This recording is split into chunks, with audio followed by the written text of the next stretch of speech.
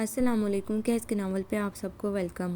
ایک خوبصورت ناول پیش کر رہی ہیں جس کا نام ہے سیاہ راتوں کے چاند۔ ناول کی رائٹر ہیں سباز گل۔ چلیے چلتے ہیں ناول کی جانب۔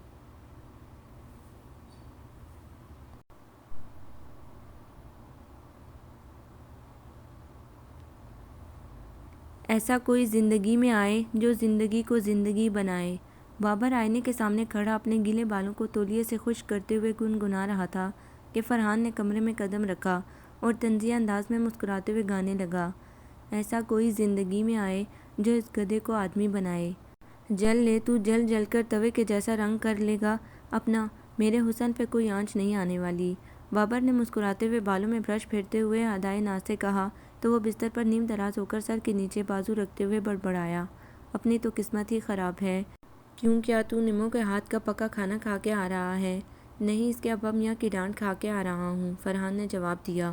ویسے ایک بات ہے، نمو کے ہاتھ کا پکا کھانا کھاؤ یا اس کے ابا کی ڈانٹ، دونوں کا ایک سا مزہ ہے، بابر نے ہنستے ہوئے کہا۔ میں بتاؤں جا کے نمو کو کہ آپ کے منگیتر صاحب آپ کے ہاتھ کے پکے پکوان میں کیڑے نکال رہے ہیں، فرحان نے اسے دھمکی دی۔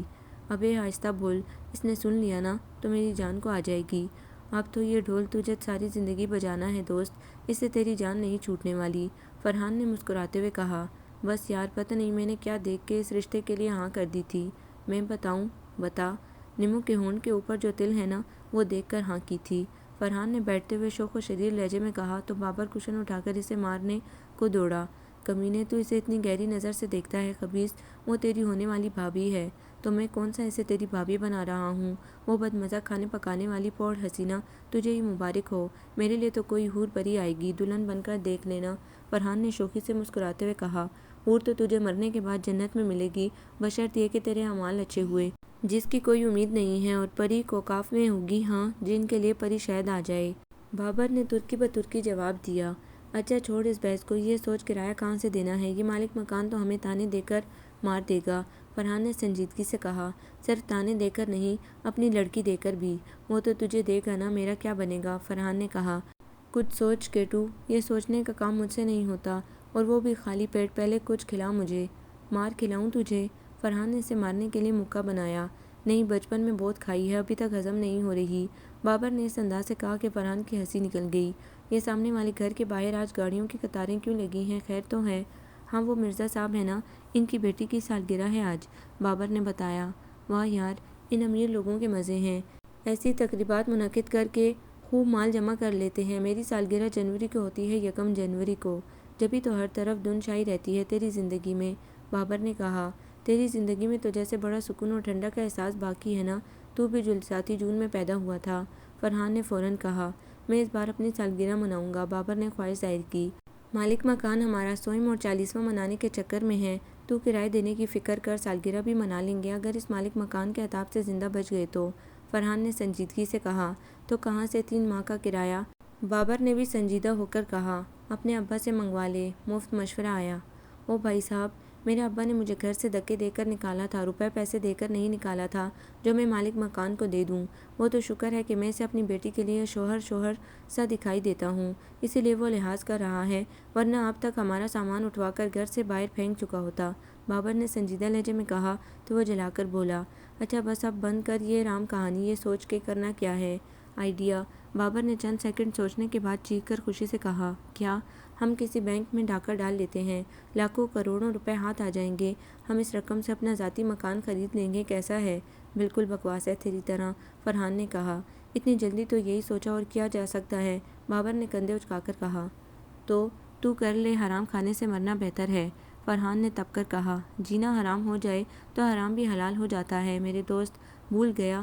3 دن ہم نے اس شہر میں فاقے کرتے گزارے ہیں، اگر تجھے اخبار بیچنے کا کام نہ ملتا اور میں مفت میں نمو کے ابا کے جنرل اسٹور میں سیلز مین کی نوکری نہ کر رہا ہوتا تو ہمیں یہ سر چھپانے کا آسرا اور پیٹ کی آگ بجھانے کا ایندھن بھی میسر نہ آتا، حق نہ ملے تو چھیننا پڑتا ہے، کہاں کہاں دھکے نہیں کھائے ہم نے ملازمت کی تلاش میں، تیرا کیا خیال ہے کہ جو بڑے بڑے بنگلوں اور قیمتی گاڑیوں میں رہتے ہیں، ان کی یہ حق حلال کی کمائی ہے؟ یار یہ سب حرام کا پیسہ ہے، ہم 4 دن کی زندگی میں سسکتے تڑپتے اور ترستے ہی رہ جائیں اور دوسرے عیش و آرام میں زندگی بسر کریں، کیوں یار، کیا ہمارا حق نہیں ہے زندگی کی آسائشوں اور خوشیوں پر؟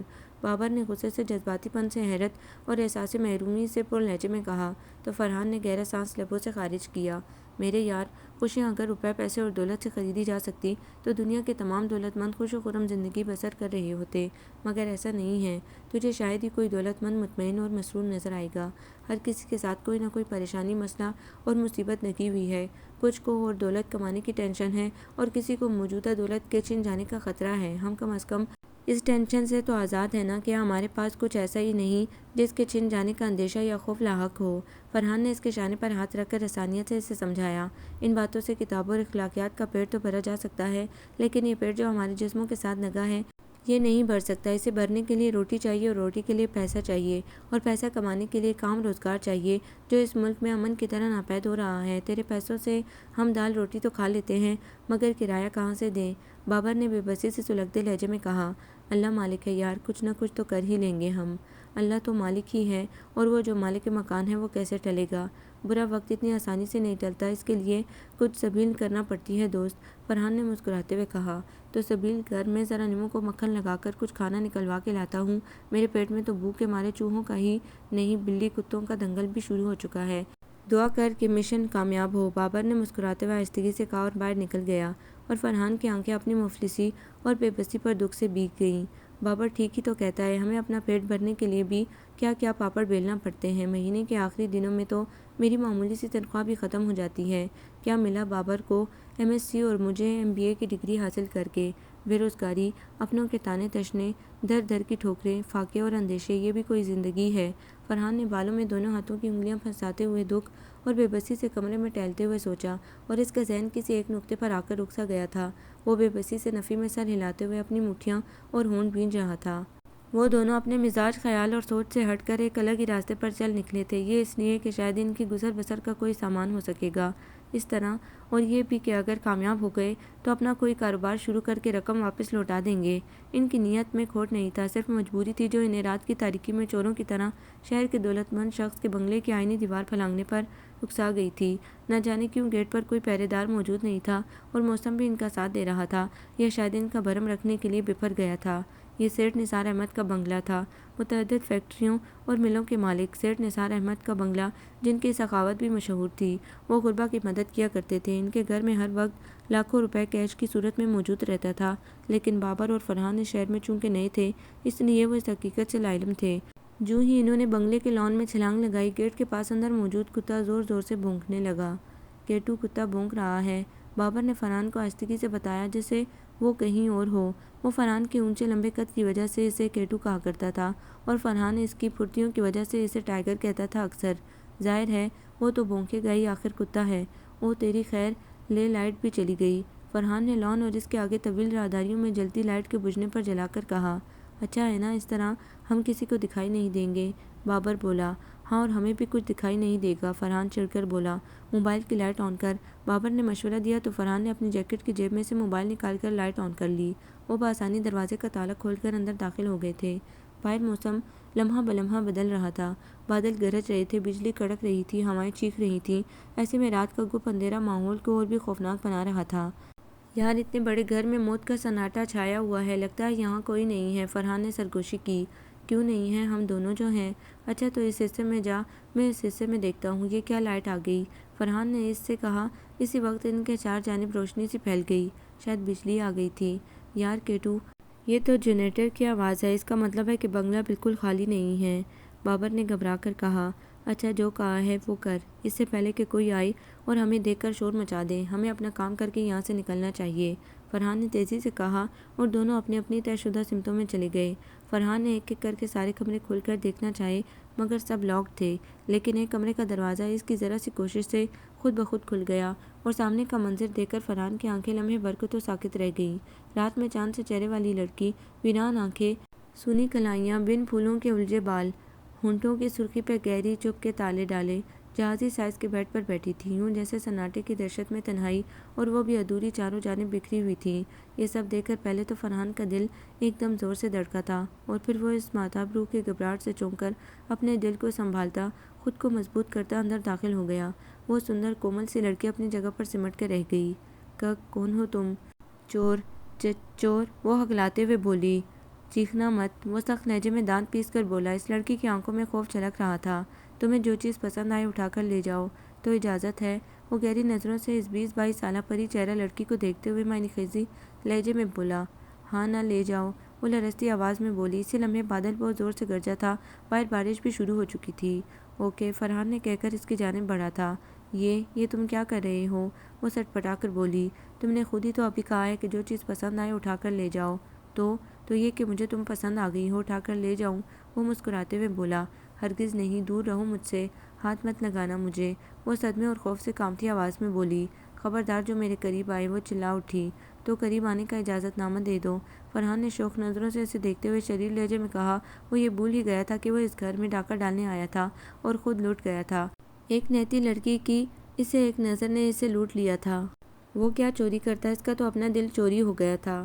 شٹ اپ، میں تم جیسے گھٹیا آدمی کو اپنے قریب آنے دوں گی کبھی نہیں۔ کیا کرو گی؟ اگر میں یہ سارا فاصلہ سمیٹ کر تمہیں اپنے وجود میں سمیٹ لوں، بولو؟ وہ اس کے سامنے بیٹھتے ہوئے اس کی اس بات پر مشتعل ہو کر بولا تھا، اور وہ سہم کر سمٹ کر بیڈ کی بیک سے لگ گئی تھی۔ تم ایسا نہیں کر سکتے، وہ لرزتی آواز میں بولی۔ اس کی آنکھوں کی ویرانی میں اس لمحے خوف و دہشت کے سائے اتر آئے تھے۔ کیوں نہیں کر سکتا؟ بقول تمہارے میں ایک گھٹیا آدمی ہوں، تو گھٹیا آدمی تو کچھ بھی کر سکتا ہے بیبی، تمہاری ان جان سب کچھ لے سکتا ہوں، وہ غصیلے اور خطرناک لہجے میں بولا۔ نہیں پلیز، وہ رونے کو ہو گئی۔ تم نے مجھے اتنا گرا ہوا سمجھا ہے؟ میں صرف چور، اور چوری بھی پہلی بار کرنے نکلا ہوں۔ کسی کی آن اور جان سے میرا مزاج ہے، نہ ہی طریقہ واردات ہے۔ تم نے جس قسم کی بات کی ہے، اس پر میں تمہاری آن اور جان دونوں لے سکتا ہوں۔ نہیں پلیز، تمہیں اللہ رسول صلی اللہ علیہ وآلہ وسلم کا واسطہ ہے پلیز۔ اس نے ہاتھ جوڑتے ہوئے التجا کی تو اسے اس کی حالت پر بے بسی پر ترس آ گیا۔ وہ بھلا کب اس مزاج کا مالک تھا، مگر اس کی اس بات نے اس کی غیرت پر تازیانہ لگایا تھا جبھی وہ غصے میں آ گیا تھا۔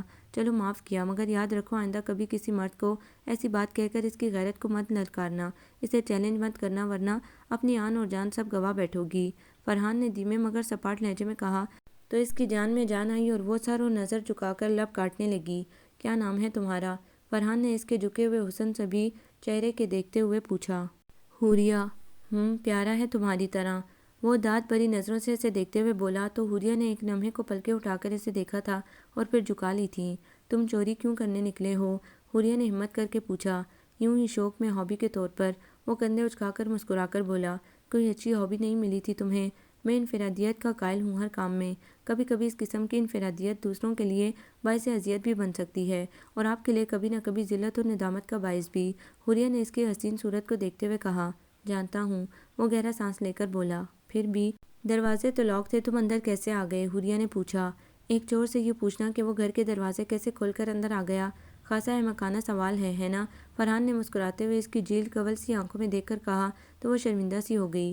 فرحان نے مسکراتے ہوئے اپنے موبائل پر بابر کو ایک طویل میسج SMS کیا اور حوریہ کو دیکھنے لگا۔ اسی پل موبائل پر بابر کی کال آ گئی۔ اسے فرحان کی ساری بات مذاق جو لگی تھی۔ ہاں ٹائیگر، یہ کیا بکواس لکھی ہے تو نے؟ بابر مدھم آواز میں چیخا تھا۔ جو لکھا ہے سچ ہے، فوراً بندوبست کر، میں سنجیدہ ہوں، اور دیکھ دیر نہیں ہونی چاہیے، فوراً آ جاؤ۔ اوکے، بابر نے کہا اور فرحان نے موبائل آف کر دیا۔ باہر بادل برس برس کر زمین کو جل تل کر رہے تھے۔ کسے بلا رہے ہو؟ باراتیوں کو۔ کیا؟ وہ حیرت، خوف اور صدمے سے چیخی۔ گھبراؤ نہیں، میں اتنا بے دین اور بے ہدایت نہیں ہوں، قانون اور شرع کو سمجھتا ہوں، کوئی غیر اخلاقی یا غیر اسلامی رویہ نہیں اپناؤں گا تمہارے ساتھ۔ وہ یہ کہتا ہوا اٹھ کر اس کی وارڈروب کھول کر دیکھنے لگا۔ یہ تمہاری وارڈروب ہے؟ فرحان نے حوریہ کی طرف دیکھا۔ جی، یہ سب کپڑے تمہارے ہیں؟ بیتوقع سوال تھا، جواب میں وہ چڑ کر بولی۔ جی نہیں، آپ کے بھی ہیں۔ ہاں ہاں ہاں، وہ ہنس کر اس کے تپے ہوئے چہرے کو بغور دیکھنے کے بعد بولا۔ ہاں ایسا ہو بھی سکتا ہے، تمہاری وارڈروب میں میرے ملبوسات بھی موجود ہونے چاہیے، اس کا بندوبست میں کرنے والا ہوں۔ تم یہ ڈریس پہن کر تیار ہو جاؤ، فرحان نے اس کی وارڈروب میں سے سب سے شاندار سرخ کامدار سوٹ نکال کر اس کی طرف آتے ہوئے کہا۔ کیوں؟ وہ ناسمجھی کے عالم میں اس کا چہرہ دیکھ رہی تھی۔ کیونکہ اس گرجتی برستی کڑکتی اور بھیگتی رات میں تمہارے لیے اور اسی جوڑے یعنی برائڈل ڈریس کا بندوبست کرنا ممکن نہیں ہے، مارکیٹ بھی بند ہے۔ لو یہ لباس پہن لو، تم تو اس میں بھی سجو کی قیامت لگو گی، فرحان نے سنجیدگی سے کہتے ہوئے ڈریس اس کے سامنے بیڈ پر رکھ دیا۔ تم، اوہ نو تم، وہ اس کی باتوں سے اس کے ارادوں کو سمجھ گئی تھی اور خوف کے مارے اس کے پورے بدن میں کپ کپی دوڑ گئی تھی۔ تم نہیں، آپ ہوں، فرحان نے شہادت کی انگلی اٹھا کر اسے تنبیہ کی۔ آپ، وہ صدمے سے خوف سے بولی۔ تم کیا کر رہے ہو میرے ساتھ؟ نکاح، میں تمہارے ساتھ نکاح کرنے والا ہوں۔ کیا؟ وہ چلائی۔ ہاں اسی لیے کہہ رہا ہوں کہ یہ لباس پہن لو۔ میں نہیں پہنوں گی، وہ رخ پھیر کر غصے سے بولی۔ دیکھو آرام سے پہن لو ورنہ میں خود بھی پہنا سکتا ہوں۔ خبردار، جو مجھے ہاتھ لگایا تو وہ بت کی تھی۔ ہاتھ لگانے کا یہ حق حاصل کرنا چاہتا ہوں تو شاباش، جیسا میں کہہ رہا ہوں ویسا کرو۔ فرحان نے پستول کا رخ اس کی سمت کر کے سنجیدہ لہجے میں کہا تو وہ شرم سے آب آب ہوتی۔ ناچار وہ لباس اٹھا کر کمرے سے ملحق واش روم میں چلی گئی۔ 10 منٹ بعد وہ منہ ہاتھ دھو کر لباس تبدیل کر کے واپس بیڈ روم میں آئی تو فرحان موبائل پر کسی سے بات کر رہا تھا۔ اس کی جانب نگاہ اٹھی تو پلٹنا ہی بھول گئی۔ وہ حسن و معصومیت کا پیکر تھی۔ سرخ لباس میں اس کی سفید رنگت دمک رہی تھی۔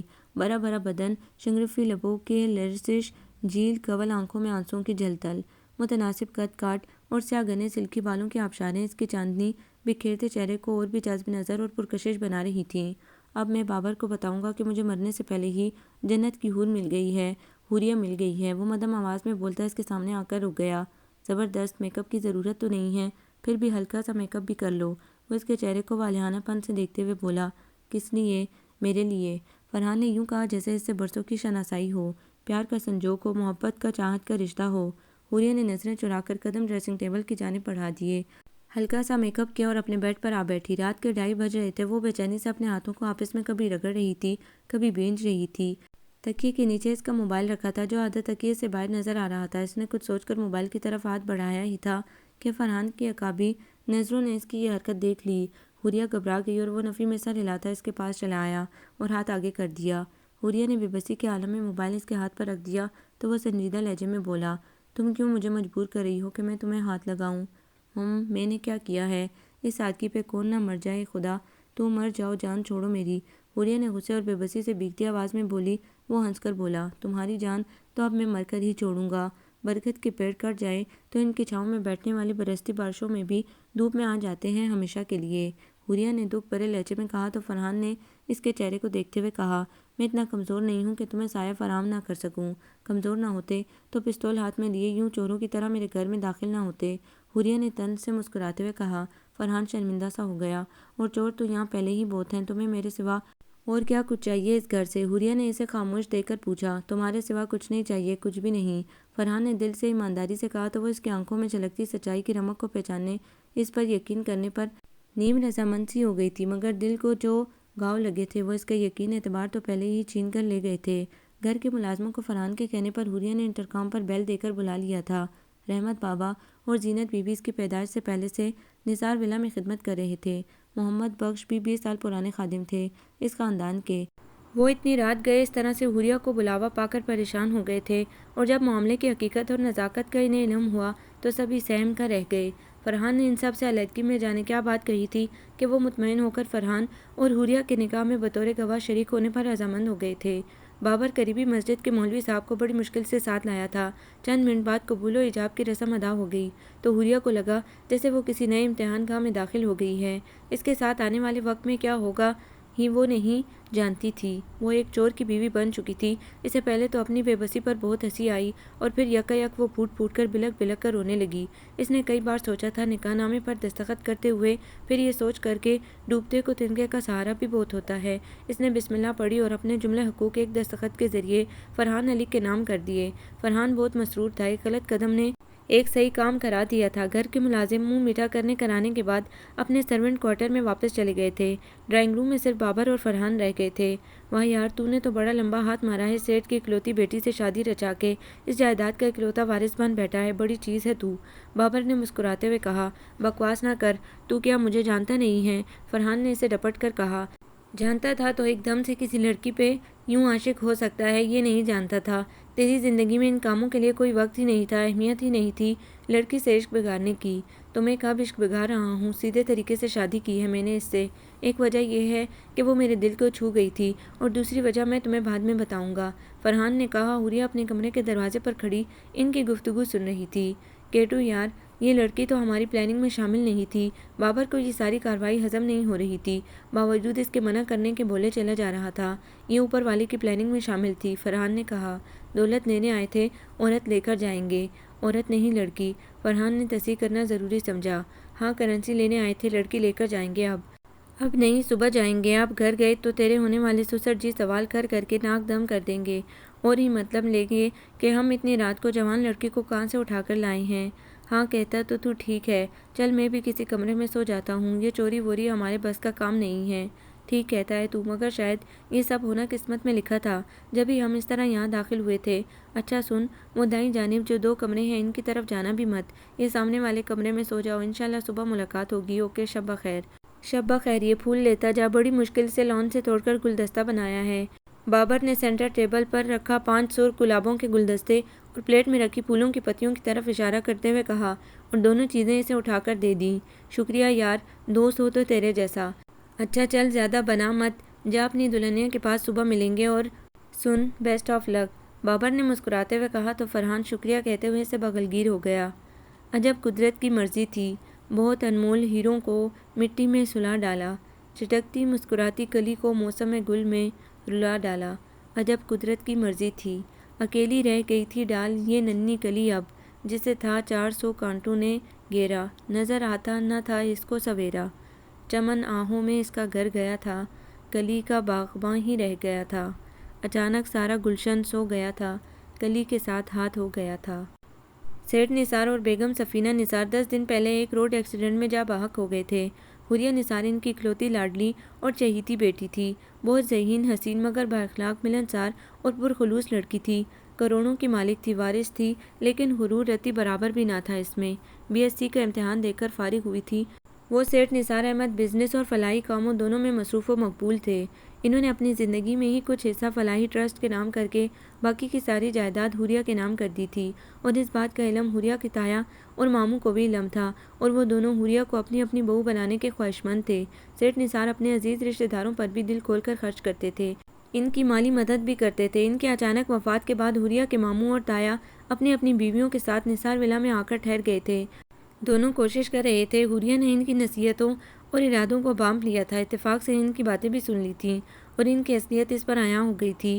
سیٹھ نثار احمد اور بیگم سفینہ نثار کی 10ویں کے بعد وہ حوریہ سے اس کی شادی کی بات کرنے کا سوچ رہے تھے، اور اتفاق سے 10ویں کی رات فرحان وہاں چور بن کر آیا اور اس کا شوہر بن گیا تھا۔ حوریہ نے اپنوں کی خود غرضیوں اور منافقانہ رویوں سے دل برداشتہ ہو کر فرحان سے نکاح کرنا قبول کر لیا تھا، یہ سوچ کر کے وہ کچھ برا کرے گا بھی تو اسے یہ غم تو نہیں ہوگا کہ وہ اس کا کزن ہے، اس کا خون اور خاندان ہے اور اسے دھوکہ دے رہا ہے۔ وہ اس وقت اپنے ان رشتہ داروں کے رحم و کرم پر تھی۔ فرحان جس وقت کمرے کی تلاشی کے لیے نکلا تھا، اس وقت اسے 2 کمروں میں افراد کی موجودگی کا احساس ہوا تھا۔ وہ ٹھٹک کر رک گیا تھا اور اندر سے آتی آوازوں پر کان لگا کر کھڑا ہو گیا تھا۔ ہمیں ابرار احمد کو کامیاب نہیں ہونے دینا۔ اگر سیٹھ نثار مرحوم کی اکلوتی بیٹی ابرار کی بہو بن گئی تو ہمارے ہاتھ کچھ نہیں آئے گا۔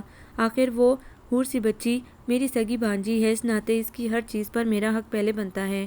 ہمیں کسی بھی طرح اس کو اپنے تایا ابرار احمد کی طرف سے بدظن کرنا ہوگا۔ دیکھا تھا تم کیسے محبت اور شفقت جتا رہا تھا حوریہ سے۔ یہ حوریہ کی ماموں غیاث الدین کی آواز تھی، جو اس کمرے میں اپنی بیوی کے ساتھ مقیم تھے اور ان سے ہی مخاطب تھے۔ ظاہر ہے سگے تایا ہیں وہ حوریہ کے، اور وہ تو شروع سے ہی حوریہ سے محبت کا برتاؤ کرتے آ رہے ہیں۔ زرکا مامی نے کہا تھا۔ ابرار کی نظر تو شروع سے ہی نثار بھائی کی دولت و جائیداد پر تھی۔ اب وہ اس دنیا میں نہیں رہے۔ ان کی بیوی میری اکلوتی بہن تھی، ان کے ساتھ حادثے کا شکار ہو کر مر گئی۔ وہ معصوم بچی تو یتیم و مسکین ہو گئی۔ اب مجھے ہی اس کے سر پر ہاتھ رکھنا ہے، غیاث الدین نے کہا تھا۔ فرحان حیرت اور افسوس سے ان کی گفتگو سنتا آگے بڑھ گیا۔ 2 کمرے چھوڑ کر ایک اور کمرے کی جلتی لائٹ اور اندر سے آتی مدھم سی سرگوشیوں نے پھر سے اس کے قدم روک لیے۔ میں بھی دیکھتا ہوں کہ غیاث کیسے میری بھتیجی کو اپنی بہو بناتا ہے۔ میں 20 سال سے اس دن کا انتظار کر رہا تھا کہ کب وہ دن آئے گا اور میں حوریہ کو خزانے کی کنجی کو اپنے بیٹے سے بیاہ کر اس کی ساری دولت اپنے قبضے میں کر لوں گا۔ بھائی بھابھی مر گئے ہیں تو اب کوئی تیسرا میرے اس ارادے میں دیوار نہیں بن سکتا، بنے گا تو میں اسے دھکا دے کر گرا دوں گا۔ یہ ابرار احمد کی آواز تھی۔ اچھا اب آپ سو جائیں، انشاءاللہ ایسا ہی ہوگا۔ حوریہ اور اس کی دولت کہیں نہیں جائے گی۔ ہاں بیگم رخشندہ ابرار نے کہا تھا، اور وہ دونوں میاں بیوی ہنس پڑے تھے۔ فرحان الجھتا افسوس کرتا دبے پاؤں وہاں سے ہٹ گیا تھا، اور اس جانب جانے والا مین دروازہ اس نے آہستگی سے بند کر کے لاک کر دیا تھا، تاکہ ان چاروں میں سے کوئی بھی اپنے کمروں سے باہر آئے تو دوسری جانب نہ آ سکے اور ان کے کام میں رکاوٹ نہ ڈال سکے۔ وہ اب چوری کا مقصد بھول گیا تھا، اور اسے بے بس اور تنہا لڑکی کے متعلق تجسس ہو رہا تھا کہ وہ اس وقت کہاں ہے، اور کیا وہ اپنے ان سگے رشتہ داروں کی چال بازیوں سے واقف بھی ہے یا نہیں۔ مجھے حوریہ نامی اس لڑکی کو ان لالچی لوگوں کے چنگل سے آزاد کرانا چاہیے، ان کے فریب سے بچانا چاہیے۔ فرحان کے دل نے کہا تو دماغ نے فوراً سوال کیا، مگر کیسے؟ تم نے تو اسے ابھی تک دیکھا ہی نہیں ہے۔ وہ یقیناً یہیں ہوگی، اپنے بیڈ روم میں ہوگی، وہ خود سے بولا تھا۔ تو کیا کرو گے تم؟ کیسے بچاؤ گے اس سے؟ دماغ نے پھر جرا کی۔ پتہ نہیں، وہ الجھن آمیز لہجے میں دھیرے سے بولا، اور اسی کشمکش میں اس نے ایک کمرے کا دروازہ کھولا تو سامنے ایک اداس، غمزدہ اور تنہا لڑکی اس کی آنکھوں کو خیرہ کرتی دل پر دستک دے گئی، اور وہ حیرت زدہ سا چند لمحے کھڑا اسے دیکھتا ہی رہ گیا۔ وہ سمجھ گیا کہ یہی وہ لڑکی ہے، سیٹھ نثار کی اکلوتی بیٹی، جو اب ماں باپ کے سائے سے محروم ہو کر تپتی جلتی دھوپ میں بے آسرا و بے امان کھڑی ہے۔ رحم، ہمدردی، مدد سے ماورا ہو کر فرحان علی کا دل اس وقت صرف اور صرف اسے دل کے کہنے پر اپنی دھڑکنوں میں بسانے اور زندگی میں لانے کا طلبگار ہو رہا تھا۔ اس لمحہ لگا تھا فیصلہ کرنے میں، اور اس نے حوریہ پر اس کے رشتہ داروں کی حقیقت ظاہر کیے بنا بڑے طریقے سے اس سے نکاح کر لیا تھا۔ وہ اپنے دل میں حوریہ کے لیے محبت اور خلوص کے جذبات محسوس کر رہا تھا۔ اسے اندازہ تھا کہ جس انداز سے اور جن حالات میں اس نے حوریہ سے شادی کی ہے، حوریہ اتنی آسانی سے اسے دل سے قبول نہیں کر پائے گی، اور وہ اتنا خود غرض بھی نہیں تھا کہ زبردستی اسے اپنے سے تعلق جوڑنے پر مجبور کر دیتا۔ وہ تو اسے بچانا چاہتا تھا، اس لیے شادی کرنا ہی اس سارے مسئلے اور دل کے معاملے کا حل محسوس ہوا تھا اسے، اور وہ حیران تھا کہ اتنی آسانی سے یہ سب کیسے ہوتا چلا گیا تھا۔ شاید قدرت کی یہی حکمت تھی، دونوں کی یہی قسمت تھی، ان دونوں کو اس طرح ہی ملنا تھا۔ وہ قسمت کے اس لکھے پر بہت مطمئن اور مسرور تھا۔ ہم دونوں کے ملن کی خاطر رات میں جگنو ٹھہر گئے ہیں۔ فرحان نے حوریہ کے کمرے میں آ کر پھولوں کا گلدستہ اس کی گود میں رکھتے ہوئے یہ شعر پڑھا، اور پلیٹ میں موجود پھولوں کی پتیاں اس پر نچھاور کر دیں۔ حوریہ نے اپنی بھیگی بھیگی آنکھوں سے فرحان کی طرف دیکھا تو اس کا دل بے قرار ہو کر تڑپ کر بڑے زور سے دھڑکا تھا۔ اس کا دل چاہا کہ وہ اس معصوم غمزدہ لڑکی کو اپنے سینے میں چھپا لے اور اس کے سارے آنسو اپنے دامن دل میں سمو لے۔ شادی مبارک ہو۔ فرحان نے خود کو سنبھالتے ہوئے مسکرا کر مبارکباد دی اور خالی پلیٹ سائڈ ٹیبل پر رکھ دی، اور خود کونی کے بل اس کے سامنے نیم دراز ہو گیا، اور اس کی حسین صورت کو دیکھتے ہوئے پستول ایک طرف رکھ کر بولا، کتنی منفرد ہے نا ہماری شادی، تو رونمائی بھی منفرد ہونی چاہیے، ہے نا؟ حوریہ نے اس کے وجیح چہرے کو دیکھا تو دل اتھل پتھل ہونے لگا۔ فرحان علی 6 فٹ 2 انچ کا خوبرو کثرتی بدن والا، سرخ و سفید رنگت اور دلکش نین نقش کا مالک ایک مضبوط مرد تھا۔ وہ کسی بھی لڑکی کا آئیڈیل ہو سکتا تھا، مگر وہ چوری کے ارادے سے حوریہ کے گھر آیا تھا، اس خیال نے اسے ایک دم سے متنفر کر دیا تھا۔ دولہا تو ہمیشہ ہی دلہن کو رونمائی کا تحفہ دیتا ہے، آج دلہن اپنے دولہا کو رونمائی کا تحفہ دے گی، لاؤ دو مجھے میرا تحفہ۔ فرحان نے اس کے پیار بھری نظروں سے دیکھتے ہوئے شوخ لہجے میں کہا تو حوریہ نے پلک جھپکتے ہی اس کا پستول اٹھا لیا اور اس پر نشانہ باندھ دیا۔ ارے یہ کیا؟ فرحان مسکرایا۔ آپ کے رونمائی کا تحفہ، وہ لرزتی آواز میں بولا۔ چلانا آتا ہے؟ وہ ہنسا۔ چلانا کون سا مشکل ہے، آپ کو منفرد تحفہ چاہیے نا تو لیں۔ 1 منٹ اتنے قریب سے تو تم مجھے پیار دینا ہے، مار مت دینا۔ چلو آپ چلاؤ گولی۔ فرحان نے بیڈ سے اٹھ کر اپنی جیکٹ اتاری اور کرسی پر ڈال دی اور اس کے سامنے ہاتھ اٹھا کر کھڑا ہو گیا۔ حوریہ کو اس سے اس حرکت کی توقع نہیں تھی۔ اس کا خیال تھا کہ وہ اس سے پستول چھین لے گا، اس کے ساتھ زبردستی کرے گا، اسے ڈرائے دھمکائے گا، مگر وہ اس کے سامنے سینہ تان کر کھڑا ہو گیا تھا، اس کے ہاتھوں گولی کھانے کے لیے بخوشی تیار کھڑا تھا۔ ضرور پستول خالی ہے، ورنہ یہ یوں اتنی دیدہ دلیری سے میرے سامنے نہ کھڑا ہوتا، حوریہ نے دل میں کہا۔ وہ اس کی نڈر اور بے خوف طبیعت سے خود ہی خوفزدہ ہو رہی تھی۔ اگر پستول میں گولی موجود ہے تو وہ اپنی زندگی خطرے میں کیوں ڈال رہا ہے؟ شاید وہ تم پر اپنی محبت کی سچائی، خلوص کی گہرائی ثابت کرنا چاہتا ہے۔ حوریہ کے دل نے جواز تراشا۔ کم آن بیبی، گولی چلاؤ نا یار، کیا ساری رات اسی کام میں گزارنی ہے؟ شاباش گولی چلاؤ۔ فرحان نے مسکراتے ہوئے کہا تو وہ بیڈ سے نیچے اتر آئی۔ اس کے ہاتھ مارے خوف کے کانپ رہے تھے۔ پستول چلانا تو دور کی بات تھی، اس نے تو کبھی پستول کو ہاتھ بھی نہیں لگایا تھا۔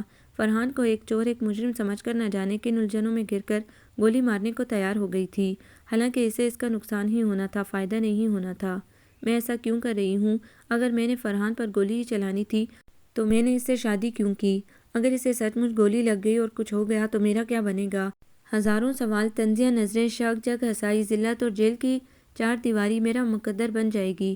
پھر اس نے ابھی تک تو مجھے سے کوئی غیر اخلاقی سلوک نہیں کیا، پھر ہو سکتا ہے یہی شخص میرا نجات دہندہ ہو سکتا ہے اسے مجھ سے واقعی پیار ہو گیا ہو، پہلی نظر کا پیار، مگر میری دولت۔ حوریہ یار کیا سوچنے لگی؟ گولی چلاؤ میری جان۔ فرحان کی محبت بھری آواز نے اسے اپنی سوچوں کے سمندر سے نکال باہر پھینکا۔ اس کے ہاتھ بری طرح کانپ رہے تھے اور وہ خوف سے پیلی پڑ رہی تھی۔ اس نے پوری قوت سے ٹریگر دبایا تو فرحان کی ہلکی سی چیخ کمرے میں گونجی تھی اور وہ نیچے کارپٹ پر جا گرا تھا۔ پستول میں سائلنسر لگا ہوا تھا، اس لیے گولی چلنے کی آواز نہیں آئی تھی۔ فرحان کو نیچے گرتا، خون میں ڈوبتا دیکھ کر حوریہ کے تو احسان خطا ہو گئے۔ پستول اس کے ہاتھوں سے پھسل کر نیچے جا گرا تھا۔ او نو، یہ میں نے کیا کر دیا؟ وہ چیخ مار کر بے اختیار فرحان کی طرف دوڑی تھی۔ وہ اپنا زخمی بازو لیے کارپیٹ پر گرا کرا رہا تھا۔ فرحان، حوریہ نے لرزتی کانپتی آواز میں اٹک اٹک کر اس کا نام لیا تو اس نے اس کی پریشان صورت کو دیکھا۔ ایمان سے بہت ہی غلط نشانہ ہے تمہارا۔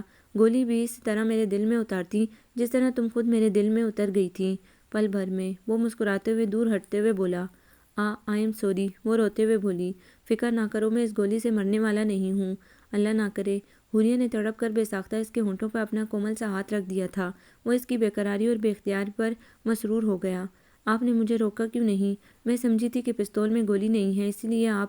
اچھا اٹھیں، میں آپ کی بینڈیج کر دیتی ہوں۔ وہ روتے ہوئے اسے سہارا دے کر اٹھاتے ہوئے بولی۔ فرحان مسرور سے مسکراتا رہا اور بیڈ پر آ بیٹھا۔ وہ دوڑ کر گئی اور نہ جانے کہاں سے فرسٹ ایڈ باکس نکال لائی اور اس کا زخم صاف کر کے پٹی باندھنے لگی۔ اور تو شکر تھا کہ گولی فرحان کی بائیں بازو کو چھو کر گزر گئی تھی۔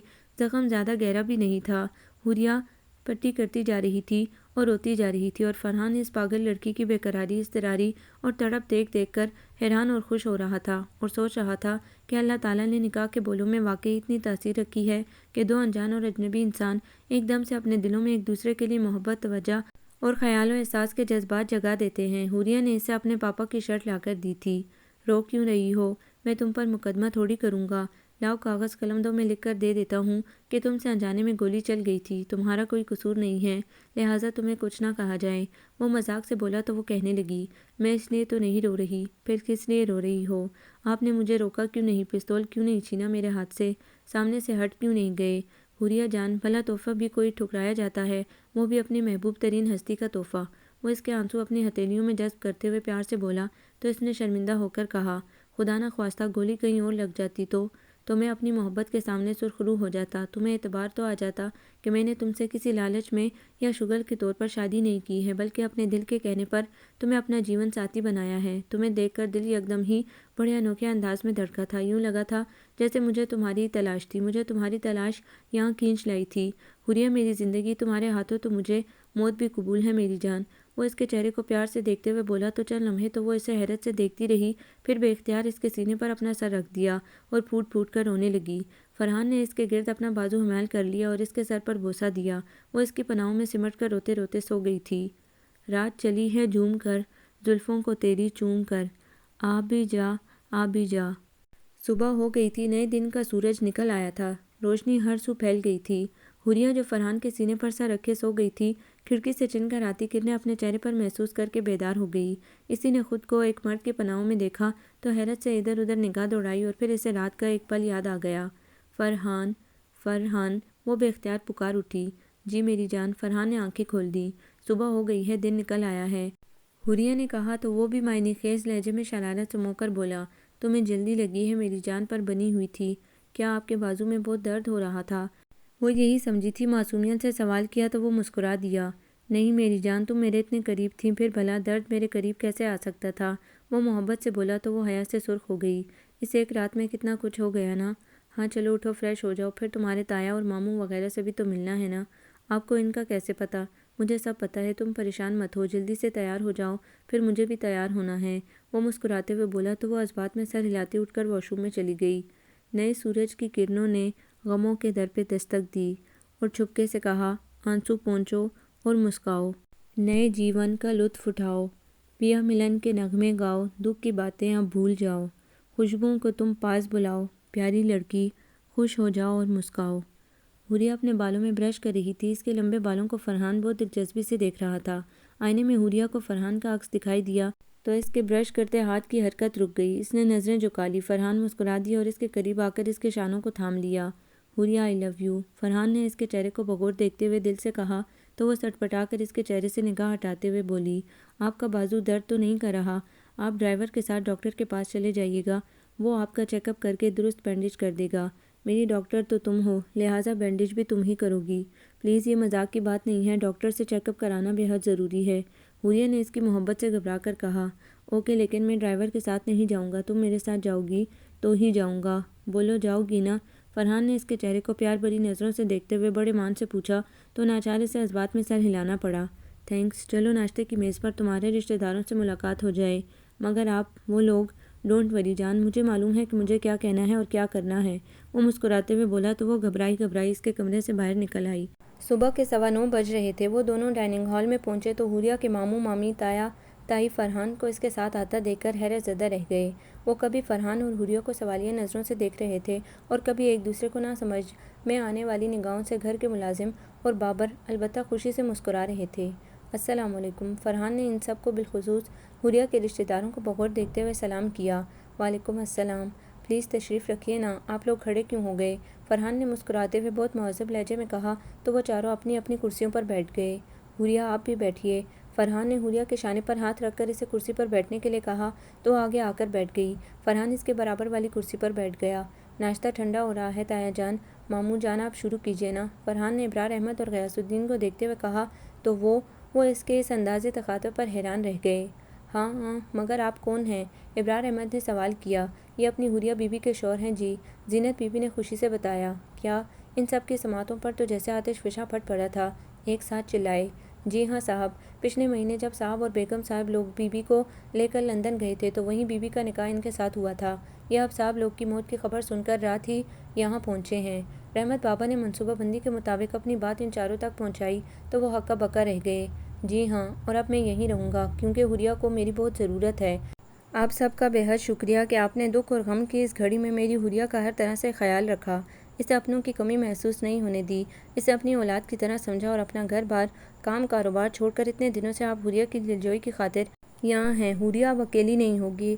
आप चारों जब चाहें अपने अपने घरों को वापस जा सकते हैं। ज़ाहिर है आपके घर को ही तो आपकी ज़रूरत है। अरे हाँ, इस सारी बात में आपको मैं अपना नाम तो बताना ही भूल गया। मेरा नाम फरहान है, फरहान अली, और ये मेरी बीवी है हुरिया फरहान।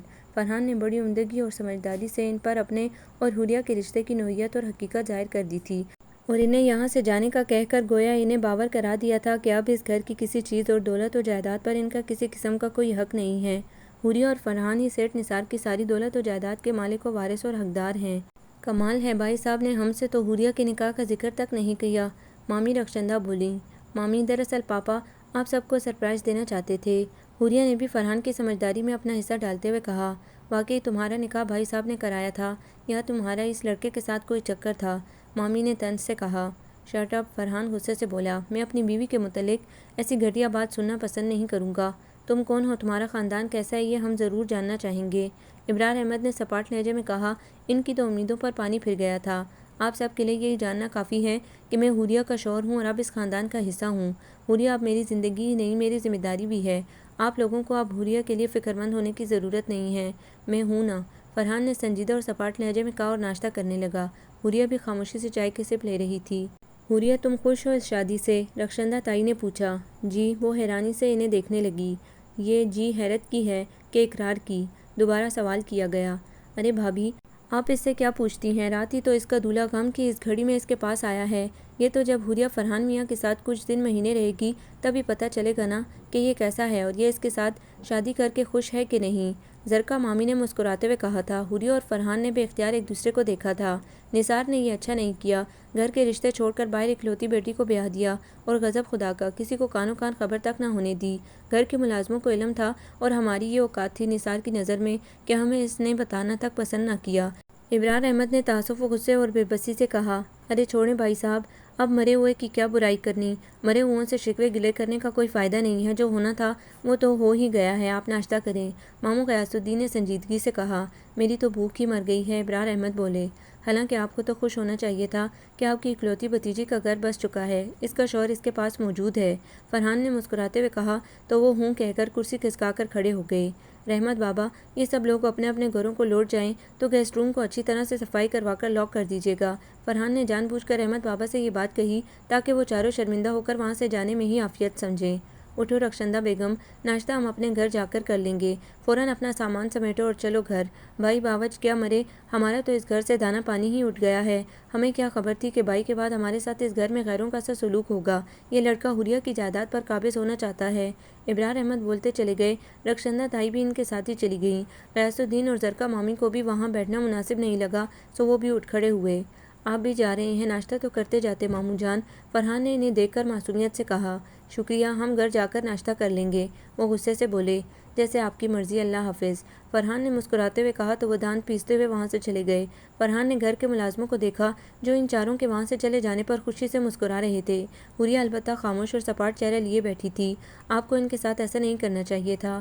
حوریہ نے کمرے میں آتے ہی فرحان سے سپاٹ لہجے میں کہا، ان کو بھی آپ کے ساتھ ایسا نہیں کرنا چاہیے تھا۔ فرحان بولا، کچھ بھی صحیح، وہ میرے ماما پاپا کے بھائی ہیں، یہاں رہنے اور رکنے کا حق ہے انہیں۔ فرحان کو دیکھتے ہوئے وہ قدرے تیز لہجے میں بولی تو فرحان نے کہا، رہنے اور رکنے کا یا لوٹنے اور کھانے کا؟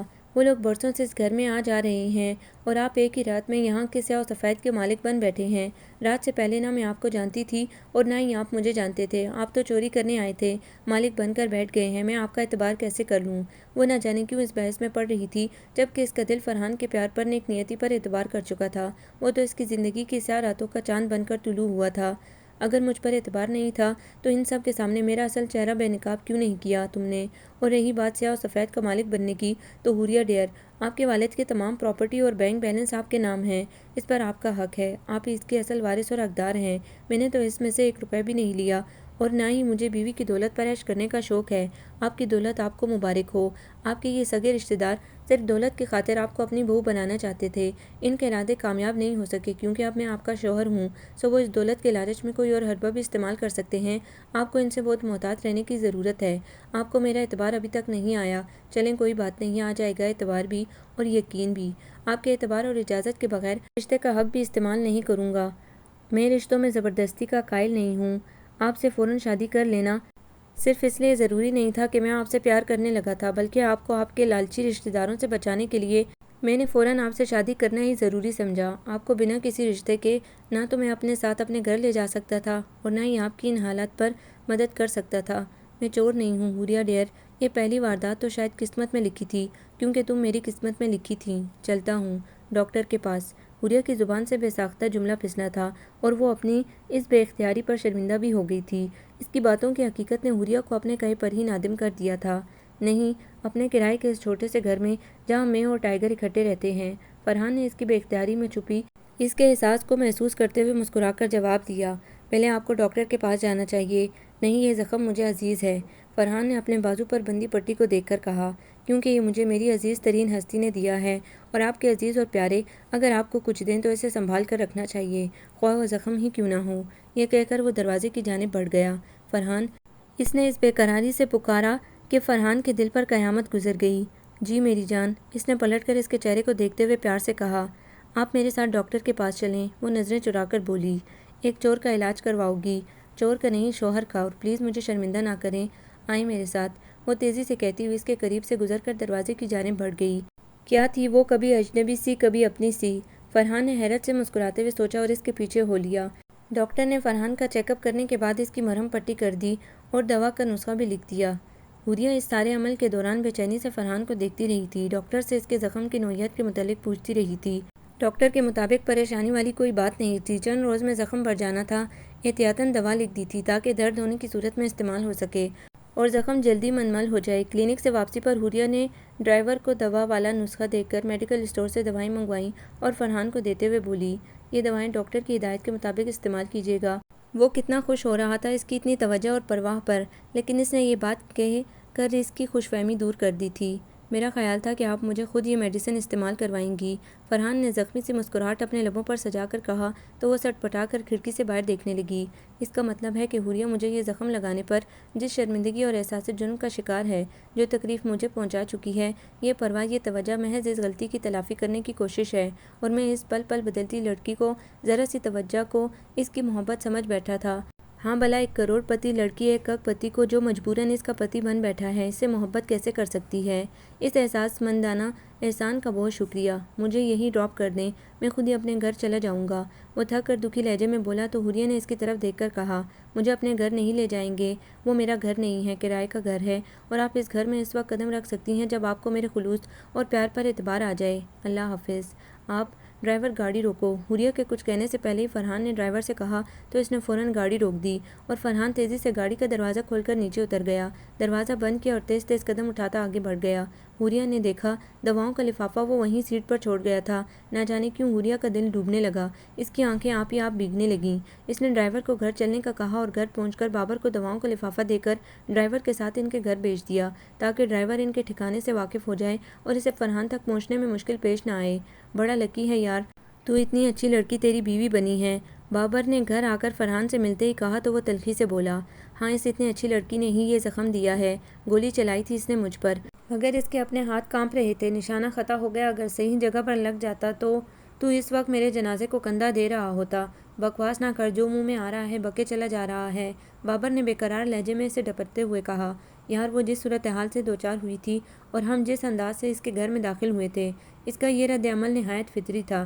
اب دیکھ اس نے مجھے ساری حقیقت سے آگاہ کرنے کے بعد یہ دوائیں دے کر بھیجا ہے اور تیرا خیال رکھنے کی تاکید بھی کی ہے۔ بابر نے دواؤں کا لفافہ میز پر رکھ دیا۔ کیا ہے یہ لڑکی، میری تو سمجھ سے باہر ہے، محبت اس کی ایسی جیسے روپ لٹاتا چاند ہو میلوں دور۔ یہ تم دونوں رات بھر کہاں آوارہ گردی کر کے آئے ہو؟ مالک مکان شیخ ریاض صاحب ان دونوں کے سر پہ کھڑے پوچھ رہے تھے۔ ایک تو یہ برے وقت کی طرح بے وقت نازل ہو جاتے ہیں، فرحان بڑبڑایا۔ شیخ صاحب رات بھر جو طوفانی بارش ہوئی ہے، بھلا اس میں کوئی شریف بدماش آوارہ گردی کرنے کی جرأت کر سکتا ہے؟ ہم تو جہاں گئے تھے وہیں اس بارش کے سبب رک گئے تھے، بابر نے جواب دیا۔ کہاں گئے تھے تم؟ یہ بتانا ضروری ہے کیا؟ بابر نے پوچھا۔ ہاں کیوں؟ کیونکہ تم اپنی ہونے والی سسرال میں کھڑے ہو۔ میں فرحان کے سسرال گیا تھا، اس کے ساتھ راستے میں چھوٹا سا ایکسیڈنٹ ہو گیا تھا، وہ تو حوریہ بھابی نے اس کی مرہم پٹی کرائی اور اسے رات گھر نہیں آنے دیا، میں اس کے بغیر کیسے آ سکتا تھا، میں بھی وہیں رک گیا اس کے ساتھ۔ بابر نے سنجیدگی سے مناسب لفظوں، کچھ حقیقت کچھ فسانہ، انہیں سنا ڈالا۔ شیخ ریاض نے فرحان کی طرف دیکھتے ہوئے استفسار کیا، تم نے پہلے تو کبھی اپنی سسرال کا ذکر نہیں کیا تھا، پہلے سسرال تھی ہی کب؟ رات ہی تو بنی ہے۔ بابر کی زبان پھسلی، فرحان نے اسے کڑی نظروں سے گھورا تھا۔ کیا کہا؟ شیخ ریاض نے بابر کو دیکھا۔ کچھ نہیں، وہ مسکرایا۔ کہیں تمہاری سسرال حوالات تو نہیں تھی؟ شیخ ریاض نے اندازہ لگایا اور مشکوک نظروں سے فرحان کو دیکھا، وہ غصے سے تپ گیا۔ لا حول ولا قوت، بابر نے بے ساختہ کہا، وہ سٹپٹا گئے۔ شیخ صاحب میں بے روزگار ہوں، مفلس ہوں اور غلطی سے کرایہ دار کی حیثیت سے آپ کے در پر آ پڑا ہوں، تو اس کا ہرگز یہ مطلب نہیں ہے کہ آپ میری ذات اور کردار کو، میری عزت نفس کو مجروح کریں اور میرے کردار کو مشکوک بنا دیں۔ کرایہ دار کی بھی عزت ہوتی ہے، اگر آج اللہ نے مجھے کرایہ دار بنایا ہے تو وہی اللہ کل مجھے مالک مکان بھی بنائے گا انشاءاللہ۔ آپ کو مکان کا کرایہ مل جائے گا، برائے مہربانی آئندہ اس قسم کی قیاس آرائی اور اظہار خیال سے پرہیز کیجیے گا۔ آپ میرے بڑے ہیں اور میں نہیں چاہتا کہ آپ کا اس قسم کا رویہ مجھے آپ کی شان میں گستاخی کرنے پر مجبور کر دے۔ چل بس کر کیٹو، بابر نے اسے اپنے گلے سے لگا کر تسلی دیتے ہوئے کہا۔ شیخ ریاض اپنی بات پر شرمندہ سے نظر آ رہے تھے۔ ٹھیک ہے، میں اپنے الفاظ واپس لیتا ہوں۔ آج کل جن حالات میں ہم لوگ رہ رہے ہیں، اس کا تقاضا ہے کہ ہر کرایہ دار پر کڑی نظر رکھی جائے۔ تم سمجھ رہے ہو نا کہ میں کیا کہہ رہا ہوں؟ شیخ ریاض نے کسیانہ ہو کر کہا۔ جی خوب سمجھ رہے ہیں، اور کچھ؟ بابر نے فرحان کو بیڈ پر بٹھاتے ہوئے کہا۔ تم ابھی جس گاڑی میں یہاں آئے تھے وہ کس کی تھی؟ فرحان کے سسرال کی۔ تو یہ پیدل کیوں آیا؟ یہ عقل سے پیدل ہے نا، اس لیے، بابر نے شوخ لہجے میں کہا۔ ٹائیگر، فرحان نے اس کے بازو پر مکر رسید کر دیا۔ اوئی، دراصل فرحان کے سسرال کروڑ پتی ہیں اور یہ ان کا احسان نہیں لینا چاہتا تھا، جب بھی پیدل مارچ کو ترجیح دی۔ بھئی جب بیٹی لے لی تو احسان کیسا؟ شیخ ریاض نے فرحان کے سسرال سے مرعوب ہوتے ہوئے کہا۔ درست کہا آپ نے، مگر فرحان کا فلسفہ اس معاملے میں ذرا سا مختلف ہے۔ آپ چلیں میرے ساتھ، میں آپ کو سمجھاتا ہوں، بابر نے سنجیدگی سے کہا اور فرحان کو آنکھ ماری اور شیخ ریاض کو شانوں سے پکڑ کر کمرے سے باہر لے گیا۔ فرحان نے گہرا سانس لبوں سے خارج کیا اور دوا کے لفافے میں سے کیپسول نکال کر پانی کے ساتھ نگل لیا اور سونے کے لیے اپنے بستر پر لیٹ گیا، مگر نیند آنکھوں سے کوسوں دور تھی۔ اس کی آنکھوں میں حوریہ کی صورت آ سمائی تھی اور اس کے بازو میں یکا یک ہی درد نے سر اٹھایا تھا، وہ بے بسی سے تڑپ کر رہ گیا۔ اس سے پیار ہوا بھی تھا تو یوں اچانک ایک کروڑ پتی لڑکی سے، اور اسے لگ رہا تھا کہ وہ لڑکی، وہ حوروں جیسی لڑکی، نکاح کے بندھن میں بندھنے کے باوجود اس سے میلوں کے فاصلے پر ہے، اور نہ جانے یہ فاصلے کبھی مٹ بھی پائیں گے یا وہ یوں ہی اس کی محبت میں تڑپتا سسکتا بے قرار ہوتا رہے گا۔ غربت اور عمارت کا فرق ایک بار پھر محبت کے بیچ آ کھڑا ہوا تھا۔ میرا تو حوریہ سے نکاح ہو چکا ہے، اس کے والدین حیات نہیں رہے، رشتے کو کیسے ختم کرا سکتے جب تک کہ حوریہ خود نہ چاہے، اور اگر حوریہ نے مجھ سے نہیں، میں اسے کبھی اس بندھن سے آزاد نہیں کروں گا، یہ شہر ہی چھوڑ جاؤں گا۔ لیکن کیا ہوگا میرے شہر چھوڑ جانے سے؟ پہلے ماں باپ نے اپنے گھر سے نکالا اور اب میں اپنی محبت کی وجہ سے اس شہر سے چلا جاؤں؟ نہیں، اب میں کہیں نہیں جاؤں گا۔ حوریہ کو میری محبت پر یقین کرنا ہوگا، میں اسے کبھی نہیں چھوڑوں گا، اسے مجھے دل سے اپنانا ہوگا، اپنا شوہر سمجھنا ہوگا۔ فرحان دل میں اپنے آپ سے بحث میں الجھا ہوا تھا، اس کا سر درد سے پھٹنے لگا تھا، وہ بے بسی سے تکیے پر سر کو دائیں بائیں حرکت دے رہا تھا، پھر بھی سکون نہیں پا رہا تھا، بے بسی سی بے بسی تھی۔ نہ تجھ کو چھوڑ سکتے ہیں، تیرے ہو بھی نہیں سکتے۔ یہ کیسی بے بسی ہے آج، ہم رو بھی نہیں سکتے۔ یہ کیسا درد ہے پل پل ہمیں تڑپائے رکھتا ہے، تمہاری یاد آئی ہے تو پھر سو بھی نہیں سکتے۔ چھپا سکتے ہیں اور نہ ہم دکھا سکتے ہیں لوگوں کو، کچھ ایسے داغ ہیں دل پر جو ہم دھو بھی نہیں سکتے۔ کہا تھا چھوڑ دیں گے یہ نگر، پھر رک گئے، لیکن تمہیں پا بھی نہیں سکتے، تمہیں کھو بھی نہیں سکتے۔ نہ جانے تھکن، بے بسی، درد اور تکلیف کی شدت نے کب اسے نڈھال کر دیا اور وہ نیند کی وادی میں جا پہنچا۔ حوریہ، یہ میں نے کیا سنا ہے، تمہارا نکاح ہو چکا ہے؟ حوریہ کے ماموں غیاث کا بیٹا نعیم اس کے سامنے بیٹھا بے چینی سے بولا تو اس نے اطمینان سے جواب دیا، ہاں تم نے ٹھیک سنا ہے۔ آئی ڈونٹ بلیو اٹ، وہ اٹھ کر ٹہلتے ہوئے بے بسی سے بولا، کہو تو نکاح نامہ دکھاؤں؟ نہیں، لیکن حوریہ میں تمہیں پسند کرتا ہوں، میرے اللہ کی مرضی اور پسند ہی میری پسند ہے۔ تقدیر نے فرحان کو میرا شریک حیات چن رکھا تھا تو وہ مجھے مل گئے، تم میرا خیال اپنے دل سے نکال دو اور کسی اچھی سی لڑکی سے شادی کر لو۔ حوریہ نے سنجیدگی سے جواب دیا، حوریہ تم سے تو میرا مستقبل وابستہ تھا، مجھ سے یا میری کروڑوں کی جائیداد سے۔ حوریہ نے تلخی سے مسکراتے ہوئے کہا تو وہ سٹ پٹا گیا، یہ تم کیسی باتیں کر رہی ہو یار، سنگھار کیے بنا، زیور میک اپ کے، لوازمات کے بغیر تو کوئی دلہن کو بھی دلہن نہیں کہتا اور نہ قبول کرتا ہے، کیا تم مجھے اسی طرح قبول کر سکتے ہو؟ حوریہ نے سنجیدہ لہجے میں سوال کیا، کیا مطلب؟ مطلب یہ کہ اگر میں اپنی ساری دولت کسی ٹرسٹ کو ڈونیٹ کر دوں، فرحان سے خلا لے لوں، تو کیا تم مجھے میری دولت کے بغیر صرف اور صرف میری ذاتی حیثیت میں قبول کر لو گے؟ تم یقیناً مذاق کر رہی ہو، وہ ہنسا، گویا تم قبول نہیں کرو گے، ہے نا؟ حوریہ نے اس کی آنکھوں میں دیکھتے ہوئے یقین سے کہا تھا۔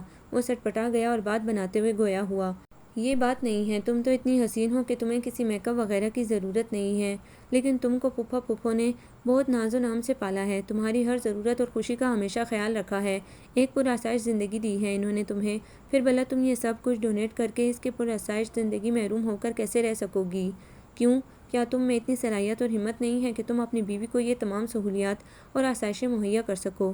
حوریہ نے اس کی اصلیت ظاہر ہوتے دیکھ کر تعصب سے مسکراتے ہوئے پوچھا تو وہ کہنے لگا، ہے، مگر مجھے اس مقام تک پہنچنے میں برسوں لگ جائیں گے، اور ہو سکتا ہے قسمت میرا ساتھ نہ دے اور مجھے یہ سب کچھ حاصل نہ ہو سکے۔ ہاں، یہ آخری بات درست ہے، قسمت نے تمہارا ساتھ نہیں دیا اور اب تم یہ سب حاصل نہیں کر سکتے، اب تو تمہیں اپنے زور بازو پر ہی بھروسہ کرنا پڑے گا اور یہ سب کمانا پڑے گا۔ حوریہ نے معنی خیز بات کہی تو وہ جانے کے لیے پر تولنے لگا، ہاں اوکے، میں چلتا ہوں، کسی چیز کی ضرورت ہو تو مجھے ضرور بتانا، مجھے کسی چیز کی ضرورت ہوگی تو میں اپنے شوہر فرحان کو بتاؤں گی، تمہیں نہیں۔ اینی ہاؤ، اس غم کی گھڑی میں میرا خیال رکھنے کا بہت بہت شکریہ، ہم کزن ہیں، ملتے رہیں گے، okay, take care, you too, bye, Naeem نے مرے مرے انداز میں کہا اور حوریہ نے اللہ حافظ کہہ کر اسے دروازے کا راستہ دکھایا۔ وہ ناکام و نامراد لوٹ گیا تھا۔ حوریہ کو ان سب کی نیتوں کا اندازہ ہو گیا تھا، مگر وہ انہیں مستقل طور پر نہ تو چھوڑ سکتی تھی اور نہ ہی ان سے بگاڑ سکتی تھی۔ فرحان پر بھی کبھی اس کا دل یقین کرنے لگتا تھا تو کبھی دماغ شک کے جالے بننے لگتا تھا۔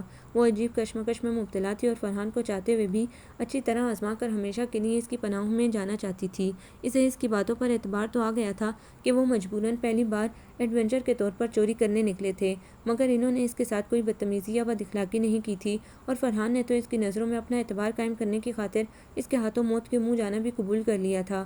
اگر خدا نخواستہ گولی اس کی جان لے لیتی تو پھر بھلا حوریہ کی دولت اس کے کس کام آ سکتی تھی؟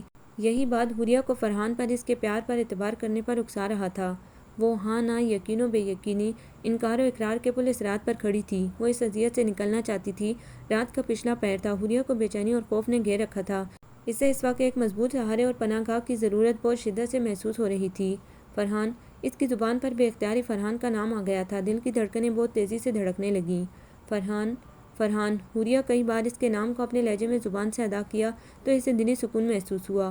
وہی تو ہے میرا سہارا، میری پناہ گاہ، زندگی کی سیاہ راتوں کے چاند، میرے وہی تو ہیں، فرحان علی ہی اب میرا سب کچھ ہیں۔ حوریہ نے مسکراتے ہوئے خود سے اعتراف کیا۔ یکایک اسے محسوس ہوا کہ اس کے کمرے میں دھوئیں کی بو پھیل رہی ہے۔ پہلے تو وہ اپنا وہم سمجھ کر ٹال گئی، پھر جب دروازے کی درزوں اور کھڑکیوں کے پاس سے دھواں نکلتے دیکھا اور آگ جلنے کی مخصوص آواز اس کی سماعتوں کو بیدار کیا تو وہ چیخ مار کر بستر سے نیچے اتر آئی۔ اس نے دروازہ کھولنا چاہا مگر دروازہ باہر سے لاک تھا۔ فرحان، فرحان، وہ زور زور سے چیخنے لگی، رحمت بابا، دینو بابا، یا اللہ میری مدد فرما، ماما، پاپا، پاپا، وہ روتے ہوئے چیخ چیخ کر سب کو پکار رہی تھی۔ ایک دم اسے لگا کہ دروازے کے باہر کافی شور ہو رہا ہے۔ اس نے سننے کی کوشش کی، اسے فرحان کی آواز سنائی دی، وہ کسی کو مار رہا تھا، برا بھلا کہہ رہا تھا، پھر دروازے اور کھڑکیوں پر پانی پھینکا گیا، آگ بجھ گئی تھی، شاید کمرے کا دروازہ ایک جھٹکے سے کھلا تھا۔ فرحان پریشان نظروں سے اسے ڈھونڈتا ہوا کمرے میں داخل ہوا تھا۔ حوریہ، وہ بے قراری سے پکار اٹھا۔ ساتھ ہی حوریہ کی دبی دبی چیخ سنائی دی تو دائیں جانب گھوم گیا۔ وہ خوف سے بری طرح کانپ رہی تھی۔ اس کے دیکھنے پر دوڑ کر اس کی پناہوں میں آ سمائی اور بلک بلک کر رونے لگی۔ خدا غارت کرے اسرار تجھے، ارے تو نے اس معصوم بچی کو جان سے مارنے کی کوشش کی، اسے آگ میں جلانا چاہا جسے اس کے ماں باپ نے پھولوں کی طرح پالا تھا، شہزادیوں کی طرح جس کے ناز اٹھائے تھے۔ ارے دولت کے لالچ میں اندھے ہو گئے ہو تم، تائے مامے اور ان کی ناانجار اولاد پر، جسے اللہ رکھے اسے کون چکے۔ زینت بی بی کی آواز حوریہ کے کانوں میں پڑ رہی تھی اور وہ اپنے خون کے رشتوں کی خود غرضی اور بے حسی پر اور بھی تڑپ تڑپ کر رونے لگی۔ اسے ماما پاپا یاد آ رہے تھے۔ فرحان اسے دھیرے دھیرے تھپک رہا تھا۔ اس کی تو اپنی روح کام گئی تھی یہ دیکھ کر کہ اس کی محبت اس کی بیوی حوریہ کے کمرے کو آگ لگا دی گئی ہے۔ اگر حوریہ کو اس آگ کی تپش بھی پہنچ گئی تو بس اسے آگے فرحان سے سوچا نہ گیا۔ وہ تو اپنے دل کے ہاتھوں مجبور ہو کر حوریہ کو دیکھنے آیا تھا۔ بہت خاموشی سے اس کے کمرے کی طرف جا رہا تھا کہ ایک نقاب پوش کو حوریہ کے کمرے کے دروازے کو آگ لگاتے دیکھ کر ٹھٹک گیا۔ اس نے ریسکیو سروس کو موبائل سے فون کر دیا اور اس شخص کے وہاں سے باہر نکلنے سے پہلے ہی اسے قابو کر لیا اور دور لے جا کر اس کی خوب دھنائی کی۔ گھر کے ملازم آواز سن کر وہاں آ گئے اور مجرم کے چہرے سے نقاب ہٹنے پر سبھی انگشتے بدنہ رہ گئے۔ وہ حوریہ کے سگے تایا ابرار احمد کا بیٹا اسرار احمد تھا، جس کی شادی وہ حوریہ سے کر کے نثار احمد کی جائیداد کے مالک بننا چاہتے تھے۔ اسرار نے حوریہ کو جلا کر مارنے کا منصوبہ بنایا تھا تاکہ اس قتل کا الزام وہ فرحان پر عائد کر کے فرحان کو پھانسی کے تختے پر پہنچا دیں اور عدالت میں ثابت کر دیں کہ وہ ایک غیر خاندان کا انجان شخص ہے جس نے دولت کے لالچ میں حوریہ سے شادی کی اور پھر اسے مار کر اس کی ساری دولت کا تنہا وارث بننے کا منصوبہ بنایا تھا۔ اس ساری کارروائی کے بعد فرحان اس کے راستے سے ہٹ جاتا اور وہ سیٹھ نثار احمد کے بھائی بھتیجے ہونے کی حیثیت سے ان کی ساری جائیداد کے وارث اور حقدار ٹھہرتے۔ اس حقیقت نے جہاں فرحان کو اذیت سے دوچار کیا تھا وہاں حوریہ کا خون خشک کر دیا تھا۔ وہ مارے ڈر خوف کے فرحان کے سینے میں چھپتی جا رہی تھی، روتی بلکتی جا رہی تھی۔ بس حوریہ میری جان، ہمت سے کام لو، مارنے والے سے بچانے والا بڑا ہے، انشاءاللہ تمہارا بال بھی بہکا نہیں ہونے دوں گا میں، حوصلہ کرو بیبی، میں ہوں نا۔ چپ ہو جاؤ بس، وہ نرمی سے اس کے سر کو سہلاتے ہوئے بولا۔ ماما پاپا نے تو کبھی مجھے رونے بھی نہیں دیا تھا، وہ کیا گئے آنسو میرا مقدر ہو گئے ہیں، انہوں نے تو کبھی مجھے ہلکی سی خراش بھی نہیں آنے دی، اور یہ لوگ ان کے سگے بھائی اور ان کی اولادیں مجھے زندہ جلانے چلے تھے۔ وہ ہچکیاں لے لے کر روتے ہوئے بولی، میں نے ان کی نیت کا فطور بانپ لیا تھا، اسی لیے انہیں یہاں سے بڑے طریقے سے چلتا کیا تھا، مگر آپ ہی کو میرے اس عمل پر غصہ تھا، اب تو آپ پر ان کی حقیقت عیاں ہو گئی نا۔ وہ نرمی سے اس کے آنسو صاف کرتے ہوئے بولا، بہت اچھی طرح، تو اب آپ کو محتاط رہنا ہوگا، میں سیکورٹی گارڈ رکھوا دیتا ہوں، بیچارے چوکیدار کو تو چوروں کے یہاں آنے کا پتہ نہیں چلتا، تو بھلا وہ محبت اور رشتہ داری کے پردے میں چھپے ان موت کے علم برداروں کو کیسے پہچان اور روک سکتا ہے۔ آپ زینت بی بی کو اپنے پاس سلا لیا کریں، اسرار کی گرفتاری کے بعد امید تو ہے کہ اب آپ کے ماموں اور دیگر رشتہ دار اس قسم کی کوئی حرکت کرنے سے باز رہیں گے، پھر میں احتیاطاً سیکورٹی گارڈ کا بندوبست کیے دیتا ہوں، فی الحال تو پولیس کے گارڈ گیٹ پر تعینات ہو جائیں گے، آپ سونے کی کوشش کریں، میں اب چلتا ہوں۔ وہ اسے بیڈ پر ریلیکس انداز میں بٹھاتے ہوئے بولا تو وہ مسلسل رو رہی تھی، پلیز مت جائیں، مجھے ڈر لگے گا، وہ روتے ہوئے بے اختیار بولی۔ اعتبار تو آپ کو مجھ پر بھی نہیں ہے، فرحان نے اس کے آنسوں سے بھیگتے چہرے کو بے قراری سے دیکھتے ہوئے کہا، آپ نے میری زندگی بچائی ہے، اگر آپ نہ ہوتے تو آج نہ جانے میرے۔ وہ اس سے آگے کچھ نہ بول سکی اور بھی شدت سے رونے لگی، اور اس سے آگے تو فرحان بھی سوچنا نہیں چاہتا تھا۔ اس خیال سے ہی اس کی روح کانپ اٹھی تھی کہ اگر آج وہ یہاں نہ آتا تو شاید وہ حوریہ کو ہمیشہ کے لیے کھو دیتا۔ حوریہ، بس جو ہوا اسے بھولنے کی کوشش کریں، جب تک اللہ نہ چاہے کوئی آپ کو کوئی نقصان نہیں پہنچا سکتا، اور اللہ آپ کے ساتھ ہے، اللہ کا کرم، اس کی رحمت آپ کے سر پہ سایہ فگن ہے، اور میں بھی تو ہوں اب آپ کا محافظ، آپ کو میرے ہوتے ہوئے پریشان ہونے کی ضرورت نہیں ہے، انشاءاللہ سب ٹھیک ہو جائے گا، آپ سونے کی کوشش کریں۔ فرحان نے بے اختیار آگے بڑھ کر اسے اپنے سینے سے لگا لیا اور پرنم لہجے میں نرمی سے کہا، آپ جائیں گے تو نہیں نا؟ نہیں، میں ادھر ہی ہوں آپ کے پاس، شاباش سو جائیں۔ وہ دھیرے دھیرے اسے تھپکتے ہوئے بولا۔ وہ اس کے سینے سے لگی اپنے ماما بابا کے بیڈ روم میں ان کے بیڈ پر بیٹھی بیٹھی روتی بلکتی ہچکیاں لیتی آخر تھک کر سو ہی گئی تھی۔ فرحان نے اس کے چہرے کو دیکھا جس پر معصومیت اور افسردگی رقم تھی، اس کا دل چاہا کہ وہ اس چہرے پر اپنے پیار کے پھول کھلا دے، مگر وہ اس کی مجبوری کا فائدہ نہیں اٹھانا چاہتا تھا، تو اپنی دلی خواہش پر عمل کرنے سے باز رہا، اور جب اسے یقین ہو گیا کہ وہ گہری نیند سو گئی ہے تو اس نے بہت احتیاط اور آہستگی سے اسے بیڈ پر لٹایا اور اس پر کمبل کھول کر اچھی طرح سے پھیلا دیا، اور خود اس کے چہرے کو چند لمحے پیار بھری نظروں سے دیکھنے کے بعد دروازے کی جانب مڑ گیا۔ مت جاؤ، رک جاؤ سیاہ راتوں کے چاند میرے، مجھے چھوڑ کے مت جاؤ پلیز۔ حوریہ کی نیند اچانک ہی ٹوٹ ہی گئی تھی اور اس نے فرحان کو جاتا دیکھ کر دل میں بے قراری سے مخاطب کر کے کہا تھا۔ فرحان کے دل میں ہلچل اور بے قراری نے کروٹ لی تھی۔ شاید اس کے دل نے حوریہ کے دل کی آواز سن لی تھی۔ وہ ایک دم ہی واپس پلٹا تو حوریہ نے فوراً آنکھیں موند دیں۔ وہ دھیرے دھیرے چلتا ہوا اس کے سرہانے آ کر کھڑا ہو گیا اور اس کی پیشانی پر بکھرے بالوں کو اپنی انگلیوں سے نرمی سے ہٹاتے ہوئے بولا، لو میں رک گیا ہوں، کہیں نہیں جا رہا تمہیں چھوڑ کر، اب تم اطمینان سے سو جاؤ۔ Good girl. اور حوریہ کا دل بے اختیار تشکر اور پیار کے جذبات سے بھرتا چلا گیا۔ وہ اس کے دل کی بات جان گیا تھا۔ اس کا مطلب تھا کہ وہ اس سے سچی محبت کرتا تھا، اسے دل سے چاہتا تھا، بنا کسی لالچ کے اس نے حوریہ کو اپنے نکاح میں قبول کیا تھا۔ وہ ایک اچھا، حساس اور مخلص انسان ہے۔ آج حوریہ کو بھی دل سے اس کی سچائی پر یقین اور محبت اور خلوص پر اعتبار آ گیا تھا۔ وہ ایک دم سے ہی اپنی ساری تکلیف، ساری اذیت اور دکھ بھول گئی تھی۔ وہ خوش تھی کہ ناگہانی حالات نے اسے ایک شاندار، باوقار اور بھرپور پیار دینے والے جیون ساتھی سے نوازا تھا۔ یہ اس کے لیے یقیناً قدرت کا تحفہ ہی تو تھا، ورنہ ماما پاپا کے بعد تو اس کے پاس جینے کی کوئی خواہش، کوئی امید ہی باقی نہیں تھی۔ فرحان کی محبت نے اس کے بے دم ہوتے وجود میں زندگی کی ایک نئی روح پھونک دی تھی۔ وہ خود کو مضبوط قلعے میں محسوس کرتے ہوئے نیند سے ہم آغوش ہو گئی۔ کرسی پر بیٹھے بیٹھے فرحان کی بھی آنکھ لگ گئی تھی۔ صبح کے 9:15 بج رہے تھے جب اس کی آنکھ کھلی۔ سردی میں کرسی پر کئی گھنٹے ایک ہی پوزیشن میں بیٹھے بیٹھے اس کی ٹانگیں اکڑ گئی تھی۔ حوریہ گہری اور پرسکون نیند سو رہی تھی۔ وہ اس پر ایک نگاہ ڈال کر کمرے سے باہر نکل آیا۔ زینت بی بی پر اس کی نظر پڑی تو فوراً سلام کیا۔ السلام علیکم بی بی۔ وعلیکم السلام بیٹا، جیتے رہو، سدا خوش رہو، اللہ تمہیں ڈھیروں کامیابیاں عطا کرے، تمہاری ہر دلی مراد پوری کرے۔ زینت بی بی نے اسے ممتا بھری نظروں سے دیکھتے ہوئے دل سے دعائیں دیں تو فرحان نے مسکراتے ہوئے دل سے آمین کہا۔ بی بی ایک کپ چائے ملے گی؟ ساری رات کرسی پر بیٹھے رہنے سے پورا بدن اکڑ سا گیا ہے۔ بیٹا تم منہ ہاتھ دھو لو، وہ دائیں جانب واش روم ہے، چائے کیا میں تمہارے لیے ناشتہ لگواتی ہوں؟ زینت بی بی نے انہیں تشکر سے دیکھتے ہوئے کہا جو ان کی حوریہ کی خاطر اپنا چین، آرام اور نیند برباد کیے ہوئے تھا۔ نہیں بی بی، ناشتے کو دل نہیں چاہ رہا، بس ایک کپ اچھی سی چائے پلوا دیں، پھر میں چلوں گا۔ ادھر ٹائیگر پریشان ہو رہا ہوگا، میں اسے بتائے بغیر رات کو یہاں آ گیا تھا۔ فرحان نے جلدی سے کہا اور واش روم کی طرف چلا گیا اور چائے پینے کے بعد وہ جانے کے لیے اٹھ کھڑا ہوا تو زینت بی بی کہنے لگی، بیٹا فرحان تم ادھر ہی کیوں نہیں شفٹ ہو جاتے؟ یہ گھر بھی تو اب تمہارا ہے۔ نہیں بی بی، یہ گھر حوریہ کا ہے، میرا گھر وہ ہوگا جو میں اپنی محنت کی کمائی سے بناؤں گا۔ آپ میرے لیے دعا کیجیے گا کہ مجھے اچھی سی جاب مل جائے اور میں اپنے سارے خواب پورے کر سکوں، حوریہ کو وہ سب کچھ دے سکوں جو اسے اپنے ماں باپ کے گھر میں میسر ہے۔ فرحان نے نرم مگر سنجیدہ لہجے میں جواب دیا، انشاءاللہ ایسا ہی ہوگا، میں تو روز تمہارے لیے دعا کرتی ہوں، اللہ تمہاری محنت کا پھل تمہیں ضرور دے گا انشاءاللہ۔ آج کل میں تمہیں اچھی نوکری بھی مل جائے گی، لیکن بیٹا حوریہ کے شوہر کی حیثیت سے اس کی جائیداد پر تمہارا بھی حق ہے۔ اس گھر میں کوئی مرد تو رہا نہیں، رشتہ داروں کا رویہ اور سلوک تمہارے سامنے ہے، ایسے میں حوریہ معصوم اتنا بڑا کاروبار کیسے سنبھال سکتی ہے؟ اور وہ تو ابھی بہت چھوٹی ہے، اسے بزنس کی الف بے کا کیا پتہ بیٹا۔ میری مانو تو تم سیٹھ صاحب کا بزنس سنبھال لو، حوریہ کو بھی سکھا دینا، ورنہ یہ لالچی رشتہ دار تو کاروبار بھی تباہ کر دیں گے۔ زینت بی بی نے سنجیدگی سے سمجھاتے اور قائل کرنے کی کوشش کرتے ہوئے کہا تو وہ پرسوچ انداز میں بولا، آپ ٹھیک کہہ رہی ہیں، میں سوچتا ہوں اس بارے میں، واقعی یہ لالچی رشتہ دار سیٹھ صاحب کے بزنس پر قبضہ کرنے کی کوشش کر سکتے ہیں۔ تو اور کیا بیٹا، سیٹھ صاحب کے داماد کی حیثیت سے اب یہ تمہارا فرض بنتا ہے کہ ان کی اس جائیداد کی کاروبار کی دیکھ بھال اور بہتری کے لیے کام کرو۔ ٹھیک ہے بی بی، میں سوچ کر بتاؤں گا، لیکن حوریہ کی مرضی کے بغیر میں کچھ نہیں کروں گا۔ آپ حوریہ سے بات کیجیے گا، اگر وہ مجھ پر اعتبار کر سکیں تو میں اس بارے میں اپنی خدمات مہیا کروں گا، ورنہ نہیں۔ یہ کہہ کر وہ وہاں سے رخصت ہو گیا۔ زینت بی بی کو اس کی انا خودداری اور خود سے اپنا کچھ کرنے کی لگن نے بہت متاثر کیا تھا۔ وہ خوشی سے مسکرا دیں، لو آ گیا میرا شیر، میرا شہزادہ۔ وہ گھر میں داخل ہوا تو بابر نے اسے دیکھتے ہی نمو کی طرف دیکھ کر اسے اطلاع دینے والے انداز میں کہا، او کہاں تھا یار تو؟ بابر نے اس کے پاس آ کر پوچھا۔ حوریہ کے گھر۔ او بابر نے او کو بڑا لمبا کھینچا تھا اور شرارت سے مسکراتے ہوئے نمو کے چہرے کو دیکھا تھا، وہ بھی مسکرا رہی تھی۔ تو پوری رات وہاں گزار کے آ رہے ہو، بڑے مزے ہیں بھئی، تیرے رات کو چپکے سے غائب ہو گیا، میں صبح سے پریشان ہو رہا ہوں کہ تو مجھے بتائے بغیر کہاں چلا گیا۔ اور کہاں جا سکتا ہوں میں اس شہر میں، وہ دوسرا گھر ہے جو مجھے پہچانتا ہے، فرحان نے سپاٹ لہجے میں کہا۔ ہاں یہ بات میرے دماغ میں نہیں آئی تھی جب بھی پریشان ہو رہا تھا، مگر تیرے منہ پہ 12 کیوں بج رہے ہیں؟ بیوی سے مل کر آ رہا ہے، تجھے تو خوش ہونا چاہیے، تو جانتا ہے نا کہ یہ شادی کن حالات میں ہوئی ہے؟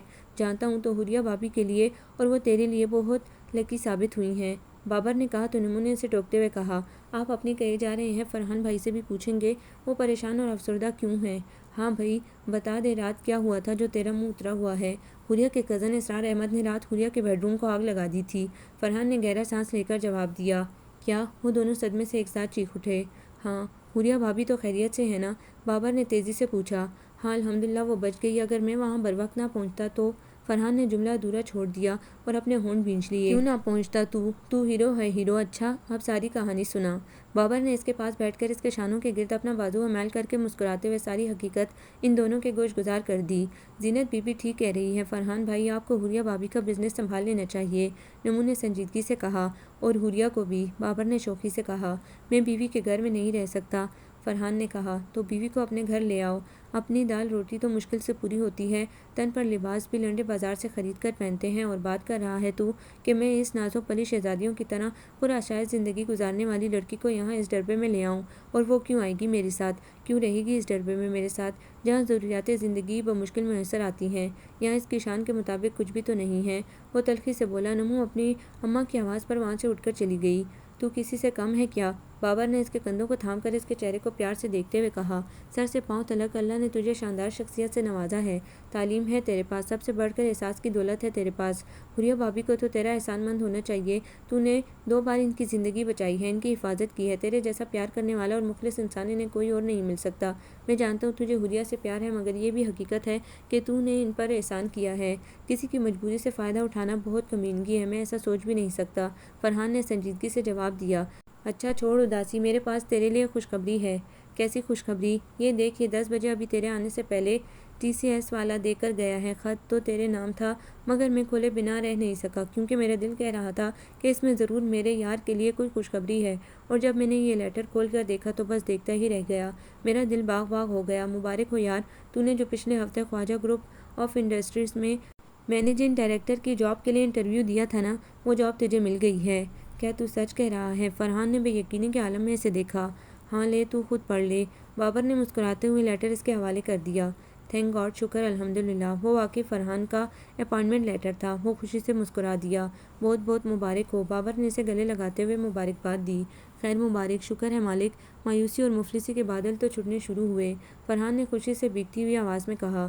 دیکھا اللہ میاں کسی انسان پر اس کی گنجائش سے زیادہ بوجھ نہیں ڈالتا، اس نے تجھے بیوی دی ہے تو ساتھ ہی نوکری بھی دی ہے تاکہ تو بیوی کے اخراجات افورڈ کر سکے، دیکھ لینا گھر گاڑی کی سہولت تو لازمی دیں گے وہ تجھے۔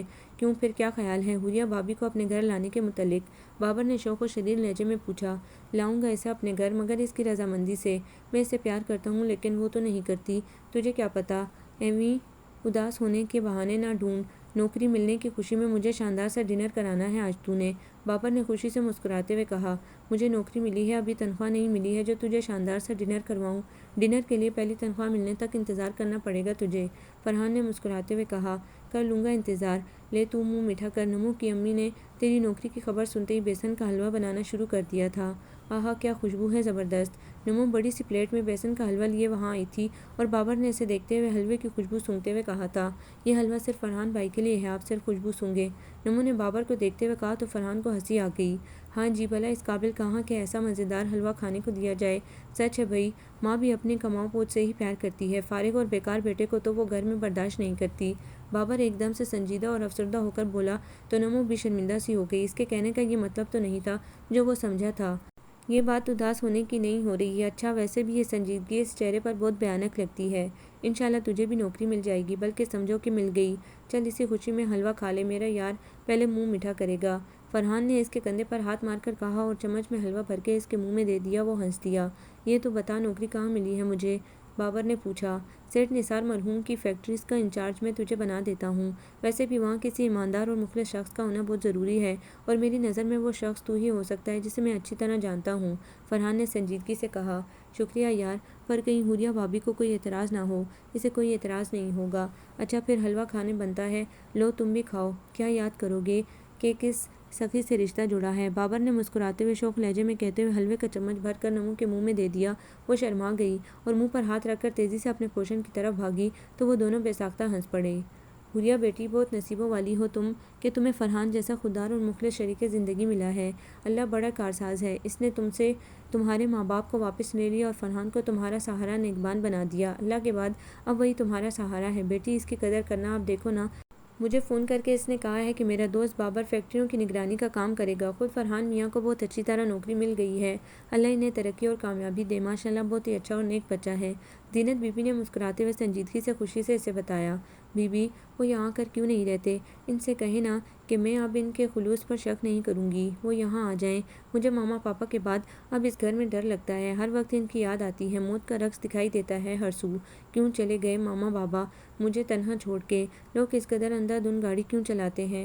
وہ یہ کیوں نہیں دیکھتے کہ ان کی تیز رفتاری کسی کی زندگی کا چراغ گل کر سکتی ہے، کسی کو یتیم و بے سہارا کر سکتی ہے؟ کیوں نہیں سوچتے یہ لوگ؟ کیوں چھین لیا اس ٹریفک کے حادثے نے میرے پیارے ماما پاپا کو مجھ سے؟ کیوں بی بی؟ کاش میں بھی ان کے ساتھ ہوتی، ان کے ساتھ ہی مر جاتی، تو پھر میرا کیا بنتا؟ میں تو کوارا ہی مر جاتا۔ فرحان کی آواز اس کے کانوں میں پڑی تھی۔ اس نے ایک دم سر اٹھا کر دیکھا، سامنے کھڑا وہ مسکرا رہا تھا۔ سفید شرٹ اور سیاہ پینٹ کوٹ میں وہ بے حد وجیح لگ رہا تھا۔ آپ؟ حوریہ نے دھیرے سے کہا۔ جی میں دیکھنے آیا تھا کہ موسم خوشگوار ہے، مطلب ابر آلود ہے، یہاں تو خوب زوروں کی بارش ہو رہی ہے۔ وہ مسکراتے ہوئے بولا، بیٹا تم ہی اسے سمجھاؤ، جانے والے تو چلے گئے ہیں اور آنے والے آ گئے ہیں۔ فرحان نے ان کی بات کاٹ کر کہا۔ تو حوریہ نے بے ساختہ پوچھا، تو آپ ادھر ہی رہیں گے نا؟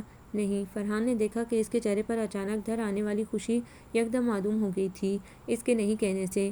میں چائے لاتی ہوں۔ زینت بی بی ان دونوں کو بات کرنے کا موقع فراہم کرنا چاہتی تھیں، بہانے سے وہاں سے اٹھ کر چلی گئیں۔ بیوی کے گھر میں مرد رہتے ہیں جن میں اپنا گھر بنانے کی ہمت اور صلاحیت نہیں ہوتی۔ میں اتنا بڑا گھر نہ سہی لیکن چھوٹا سا گھر تو بنا ہی سکتا ہوں۔ گھر تو گھر والوں سے بنتا ہے اور یہ گھر تو اب کھنڈر بن کر رہ گیا ہے، دل گھبراتا ہے میرا اس گھر میں اب۔ وہ روتے ہوئے بولی تو فرحان نے اس کے سامنے بیٹھ کر اس کے دوپٹے سے اس کے آنسو صاف کیے اور احسان سے بولا، حوریہ میں چاہتا ہوں کہ تم جب بھی میرے پاس آؤ دل سے مجھے اپنا شوہر، اپنا ساتھی، اپنا پیار سمجھ کر آؤ، کسی ڈر خوف یا مجبوری کے تحت میری رفاقت قبول نہ کرو۔ جتنی شدت سے میں تمہیں چاہتا ہوں تمہارا دل بھی مجھے اتنی ہی شدت سے چاہے اور تم اپنی مرضی سے میرے پاس خوشی خوشی آؤ۔ پتہ نہیں خوشی میرے نصیب لکھی بھی ہے کہ نہیں، تمہیں نصیب بنانے والے پر اور مجھ پر یقین نہیں ہے نا، اس لیے تم ایسا کہہ رہی ہو۔ جب دکھ اور غم کے اس فیض سے تم باہر نکل آؤ گی تو تمہیں ہر طرف خوشیاں ہی خوشیاں دکھائی دیں گی، تمہاری روح تک سرشار اور شاد ہو جائے گی۔ فرحان نے اس کے سندر چہرے کو پیار بھری نظروں سے دیکھتے ہوئے یقین سے کہا تو وہ بس اس کے چہرے کو اپنی بھیگتی آنکھوں سے دیکھتی چلی گئی اور فرحان کو اپنا آپ اس کی جھیل سی آنکھوں میں ڈوبتا ہوا محسوس ہوا۔ وہ بے بسی سے لب بھینچتا ہوا اٹھا اور تیزی سے وہاں سے باہر نکل گیا اور ساتھ ہی حوریہ کا دل بھی اس کے تعاقب میں نکل گیا تھا۔ وہ حیرت زدہ تھی اس کے یوں جانے اور اپنے دل کے چھن جانے پر۔ ان دونوں نے اپنی اپنی جاب سنبھال لی تھی۔ شیخ ریاض اور ان کی بیگم اب نمو اور بابر کی شادی کرنا چاہتے تھے۔ بابر الگ گھر خریدنا چاہتا تھا لیکن اس کے لیے ابھی بہت سارا پیسہ درکار تھا اور نئی نئی نوکری میں یہ ممکن نہیں تھا۔ اس کو 3 فیکٹریوں کا انچارج ہونے کی حیثیت سے 75,000 روپے تنخواہ دیگر الاؤنسز کے ساتھ مل رہی تھی، جبکہ فرحان کی تنخواہ 50,000 روپے ماہانہ تھی۔ کمپنی کی گاڑی کی سہولت اسے دے رکھی تھی۔ مکان فی الحال وہ لینا نہیں چاہتا تھا، وہی شیخ صاحب کے گھر میں بطور کرایہ دار رہنا چاہتا تھا ابھی۔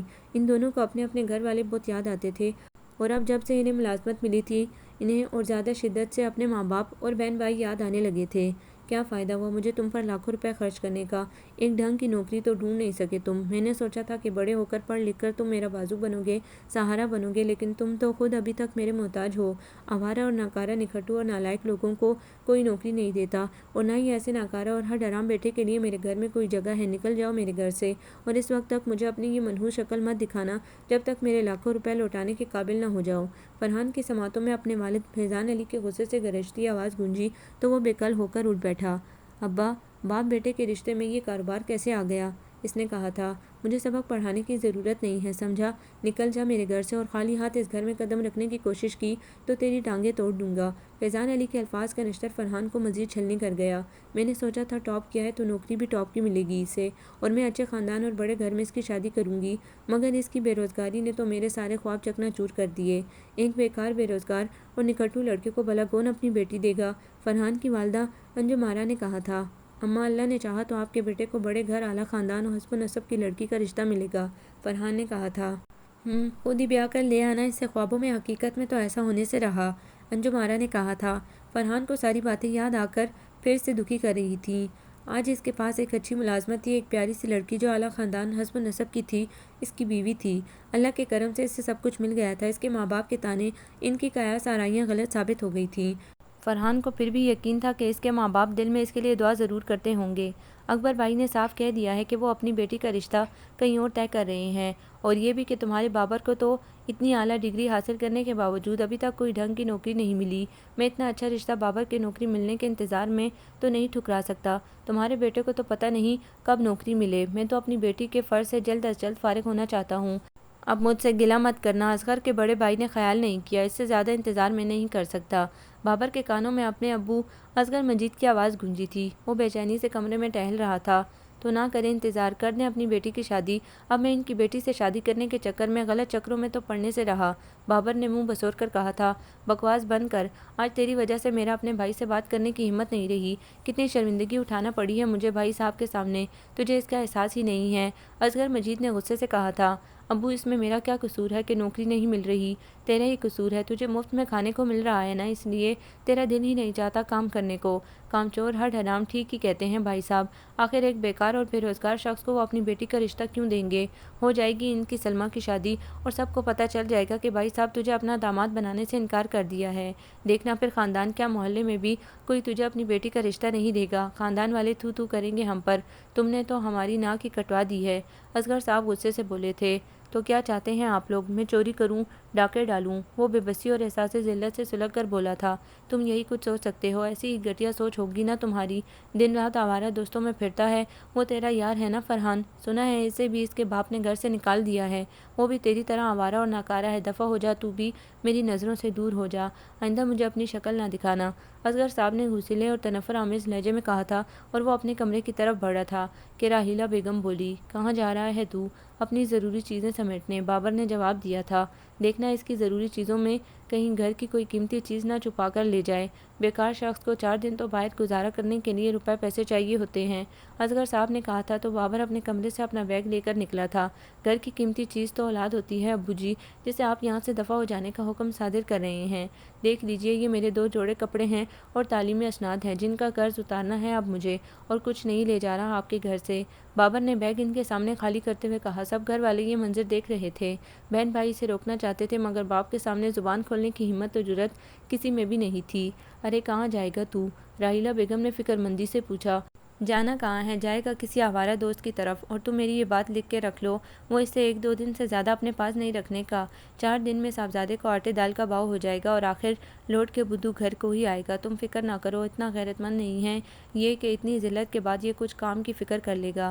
اب بس بھی کریں، آپ نے تو حد ہی کر دی ہے، راحیلہ بیگم نے کہا تھا، جب تک یہ میرے سامنے ہے مجھے غصہ آتا رہے گا اور میں یوں ہی بولتا رہوں گا، اسے کہو دور ہو جائے میری نظروں سے۔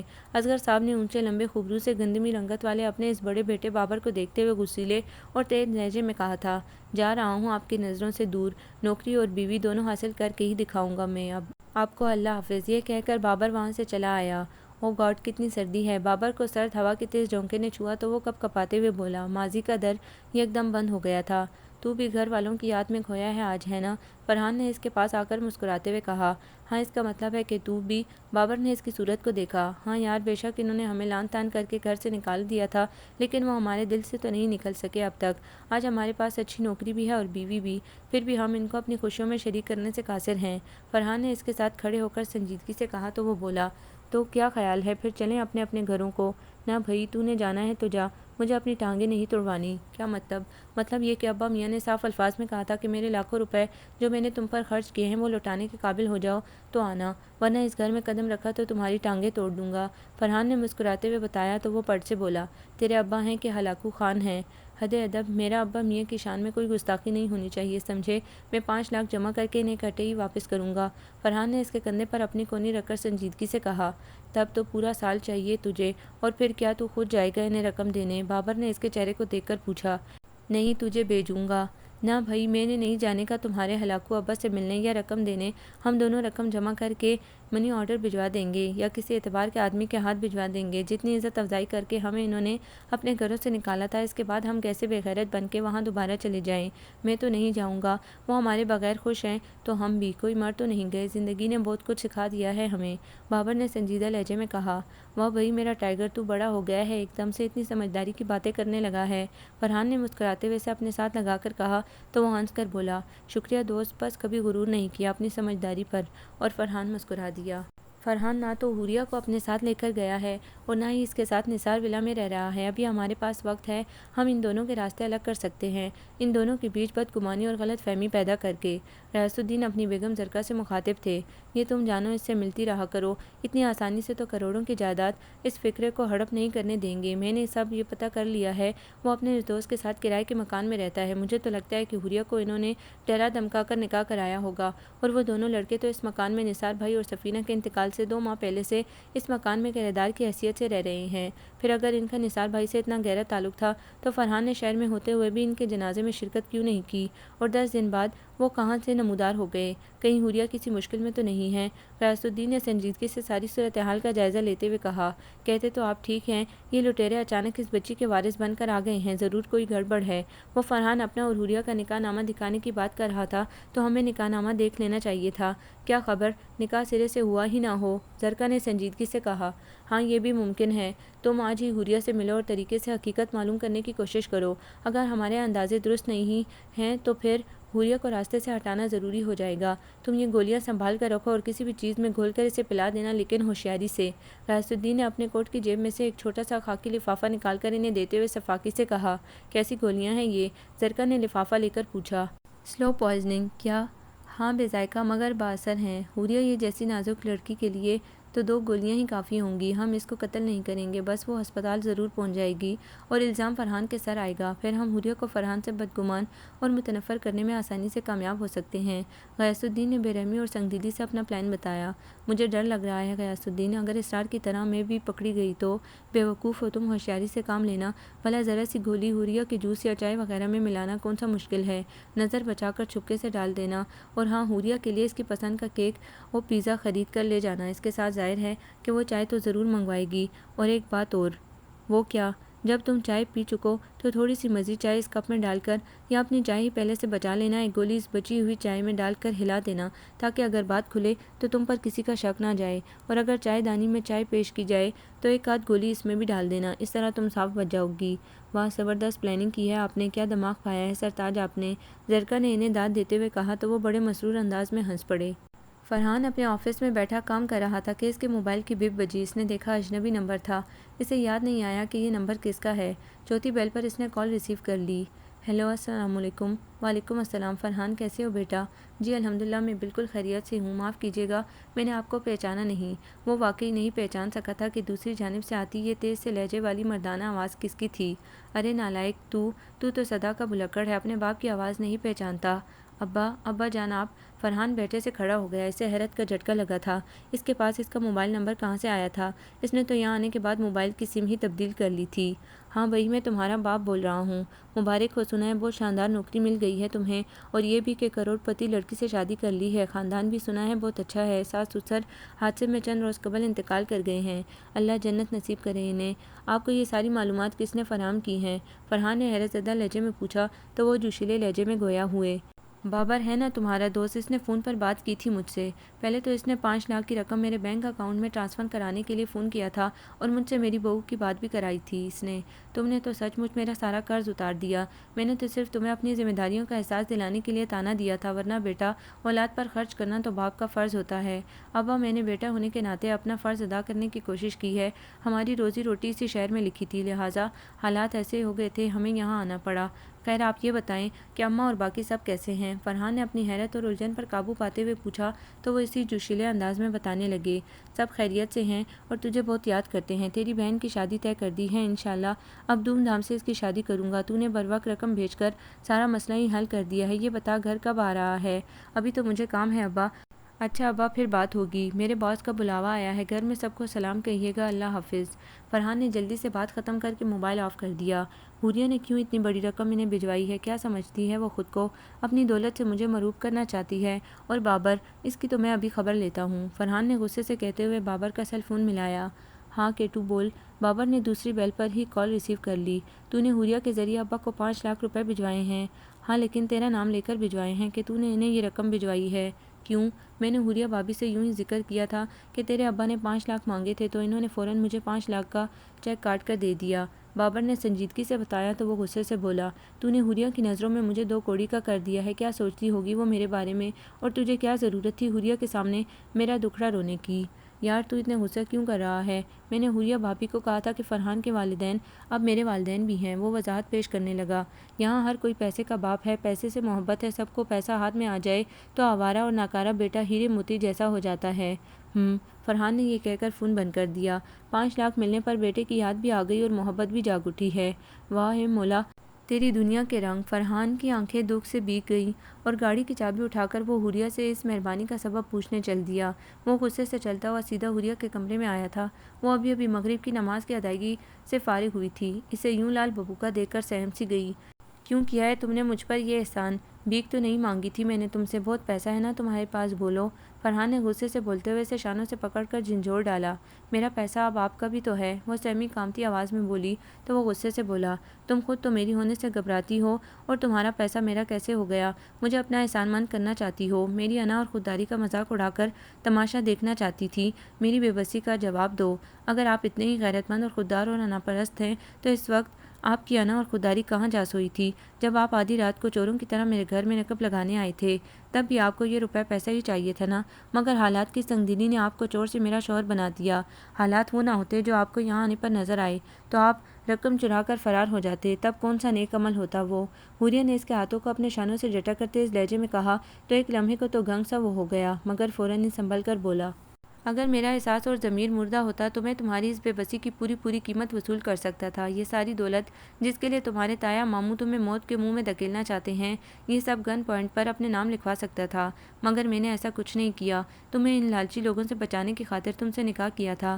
اگر میں اتنا ہی بے غیرت ہوتا تو تمہیں اغوا کر کے لے جاتا، یوں تم سے شرعی رشتہ ہرگز نہ جوڑتا۔ اور رہی بات رقم کی، تو چوری کر بھی لیتا تو یہ سوچ کر میں اس گھر میں داخل ہوا تھا کہ ایک دن وہ رقم میں واپس اس گھر کے مالک کو لوٹا دوں گا، قرض سمجھ کر یہاں سے رقم لے جاتا۔ خیر تمہارے 5 لاکھ بھی اب مجھ پر تمہارا قرض ہے جو میں جلد لوٹانے کی کوشش کروں گا، لیکن کان کھول کر سن لو، آئندہ مجھ پر کوئی احسان کرنے کی ضرورت نہیں ہے، سمجھی تم؟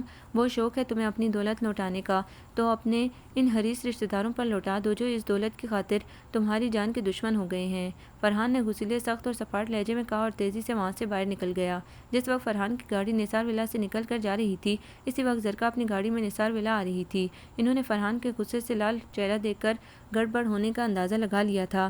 انہیں یقین تھا کہ وہ ضرور حوریہ سے جھگڑ کر گیا ہے، اور یہ بھی کہ حوریہ ضرور اس وقت رو رہی ہوگی، اور یہ حوریہ پر اپنی محبت ہمدردی اپنائیت جتانے کا بہترین موقع تھا۔ وہ تیزی سے اپنی گاڑی نثار ولا کے گیٹ سے اندر لے آئیں، کیک اور پیزا کے پیک والے شاپر اٹھا کر اندر چلی آئیں۔ السلام علیکم بیگم صاحبہ، زینت بی بی نے انہیں دیکھتے ہی سلام کیا۔ وعلیکم السلام زینت، یہ کیک اور پیزا پلیٹوں میں سیٹ کر کے لاؤ، میں اپنی حوریہ کے پسند کے فلیور لائی ہوں۔ اچھا ابھی لائی، چائے بھی ساتھ ہی بنا لوں، پئیں گی نا؟ زینت بی بی نے شاپر ان کے ہاتھ سے لیتے ہوئے کہا۔ ہاں کیوں نہیں، ان لوازمات کے ساتھ تو چائے ہی مزہ دے گی۔ یہ اپنی حوریہ کہاں ہے؟ اپنے کمرے میں ہے۔ اچھا میں اس سے وہیں مل لیتی ہوں۔ یہ کہہ کر وہ حوریہ کے کمرے کی طرف بڑھ گئیں۔ دروازہ کھولا تو حسب توقع وہ بیڈ پر بیٹھی رو رہی تھی۔ حوریہ میری بچی کیا ہوا چندا، کیوں رو رہی ہو؟ زرکا نے فوراً اس کے پاس آتے ہوئے بہت دلار سے پوچھا۔ مامی، حوریہ کو اس وقت رونے کے لیے ایک مہربان دامن کی ضرورت تھی، سو وہ ملتے ہی ان کے گلے سے لگ کر اور شدت سے رونے لگی۔ وہ اسے بڑے پیار سے تھپکنے لگیں۔ مامی، ماما پاپا کیوں چلے گئے مجھے چھوڑ کر؟ وہ روتے ہوئے بولی۔ بیٹا صبر کرو، ان کی عمر ہی بس اتنی لکھی تھی، اب تمہارے سامنے پہاڑ جیسی زندگی پڑی ہے، خود کو سنبھالو میری بچی، اس طرح رو رو کر تو تم آدھی رہ گئی ہو۔ یہ فرحان کیوں اتنے غصے میں گیا ہے؟ کوئی لڑائی ہوئی ہے کیا تم دونوں کے بیچ؟ نہیں تو، وہ تو مجھے رونے سے منع کر رہے تھے، میں ان کے چپ کرانے سے بھی نہیں چپ ہوئی تو وہ غصے سے چلے گئے۔ اس نے بہانہ بنایا، وہ اتنا تو سمجھ ہی چکی تھی کہ وہ بھی جھوٹی محبت جتا کر اس کی دولت حاصل کرنے کی راہ ہموار کر رہی ہیں۔ لو یہ کیا بات ہوئی؟ باہر تو لڑکیوں سے بہت ہنس ہنس کے ملتا ہے، گھر میں بیوی کو تسلی دلاسا دینے کی بجائے الٹا غصہ کر کے چلا گیا۔ ہائے میری پھول سی بیوی، کس پتھر دل شخص سے بیاہ دی گئی، زرکا نے بڑے میٹھے نرم ہمدردانہ لہجے میں کہا۔ اسی وقت زینت بی بی ٹرالی میں کیک، پیزا اور چائے سجا کر لے آئیں۔ زرکا نے اس کے آنسو پونچھتے ہوئے پیار سے کہا، لو بیٹا کیک پیزا کھاؤ، تمہاری پسند کا لائی ہوں میں۔ مامی آپ نے کیوں تکلف کیا؟ ارے تکلف کیسا، بس میرا دل چاہا کہ میں اپنی بیٹی کے ساتھ چائے پیوں اور کیک پیزا کھاؤں تو لے آئی، چلو شاباش، پہلے منہ ہاتھ دھو آؤ، انہوں نے بہت پیار سے کہا۔ زینت بی بی ٹرالی چھوڑ کر چلی گئی، چائے کپوں میں تھی۔ زرکا نے جلدی سے گولیوں والے لفافہ نکالا اور 2 گولیاں حوریہ کے کپ میں ڈال دی اور 2 گولیاں وہ مٹھی میں لے کر بیٹھی رہیں تاکہ آدھی چائے پینے کے بعد اس میں ڈال دیں۔ یار فرحان، شرم کر، اس لڑکی کی محبت کو تو اتنا غلط سمجھ رہا ہے، وہ بہت کم سن ہے، معصوم ہے، تو نے اگر اس کی زندگی بچا کر اس پر احسان کر رہا ہے تو اس طرح اسے ذلیل کر کے ہٹ تو نہ کر، وہ تو پہلے ہی بہت دکھی ہے۔ بابر نے اس کے گھر آنے پر اسے کھری کھری سنائی۔ میں تو جیسے بہت خوش ہوں نا، وہ تلخی سے بولا۔ تو کس نے کہا ہے اداس رہنے کو؟ حوریہ کو گھر لے آؤ اور اپنی ازدواجی زندگی کا آغاز کرو، اسے بھی مکمل تحفظ اور سکون مل جائے گا اور تمہیں بھی اس بے سکونی سے نجات مل جائے گی۔ بابر نے سنجیدگی سے مشورہ دیا تو وہ بے بسی سے بولا، کچھ سمجھ میں نہیں آ رہا، کیا کروں یار ٹائیگر، میں نے تو نہ جانے غصے میں آ کر اس کو کیا کچھ کہہ دیا تھا۔ سب جانتا ہوں میں، جو کچھ تو نے حوریہ سے کہا ہے، میں نے اسے فون کیا تھا، وہ بہت رو رہی تھی، بہت ہرٹ کیا ہے تیرے اس رویے نے اسے۔ تو کس ثنا اور خودداری کو سینے سے لگائے پھر رہا ہے؟ وہ جو کسی کو دکھ پہنچائے، کسی کا مان توڑ دے یا خود تجھے غریبی، بے بسی اور بے سکونی کی نظر کر دے۔ کمان یار، چھوڑ دے اپنی انا کا علم، گرا دے اس خودداری کی دیوار کو جو تیرے اور حوریہ کے بیچ حائل ہو گئی ہے۔ وہ معصوم تو پیار کی طلبگار ہے، ڈانٹ پھٹکار نہیں۔ ماں باپ کی موت کا زخم ہی اسے دکھی رکھنے کا ماضی ہے، اوپر سے تو اسے اس کی دولت کے تانے دے رہا ہے۔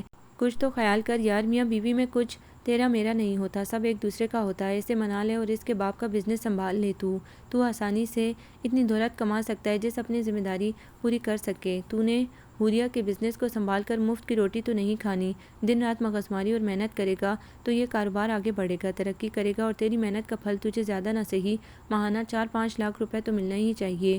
بابر نے سنجیدگی سے اسے سمجھاتے ہوئے کہا تو دل مسلتے ہوئے کھڑا ہو گیا۔ کیا ہوا یار، میرا دل گھبرا رہا ہے، وہ سینے پر ہاتھ ملتے ہوئے بولا اور باہر کی جانب بڑھ گیا۔ اب کدھر جا رہا ہے؟ حوریہ سے ملنے۔ اچھا مجھے فون کر دینا اس کے پاس پہنچ کر اور گاڑی دھیان سے چلانا۔ بابر نے تاکید کی، وہ سر ہلاتا ہوا باہر نکل گیا۔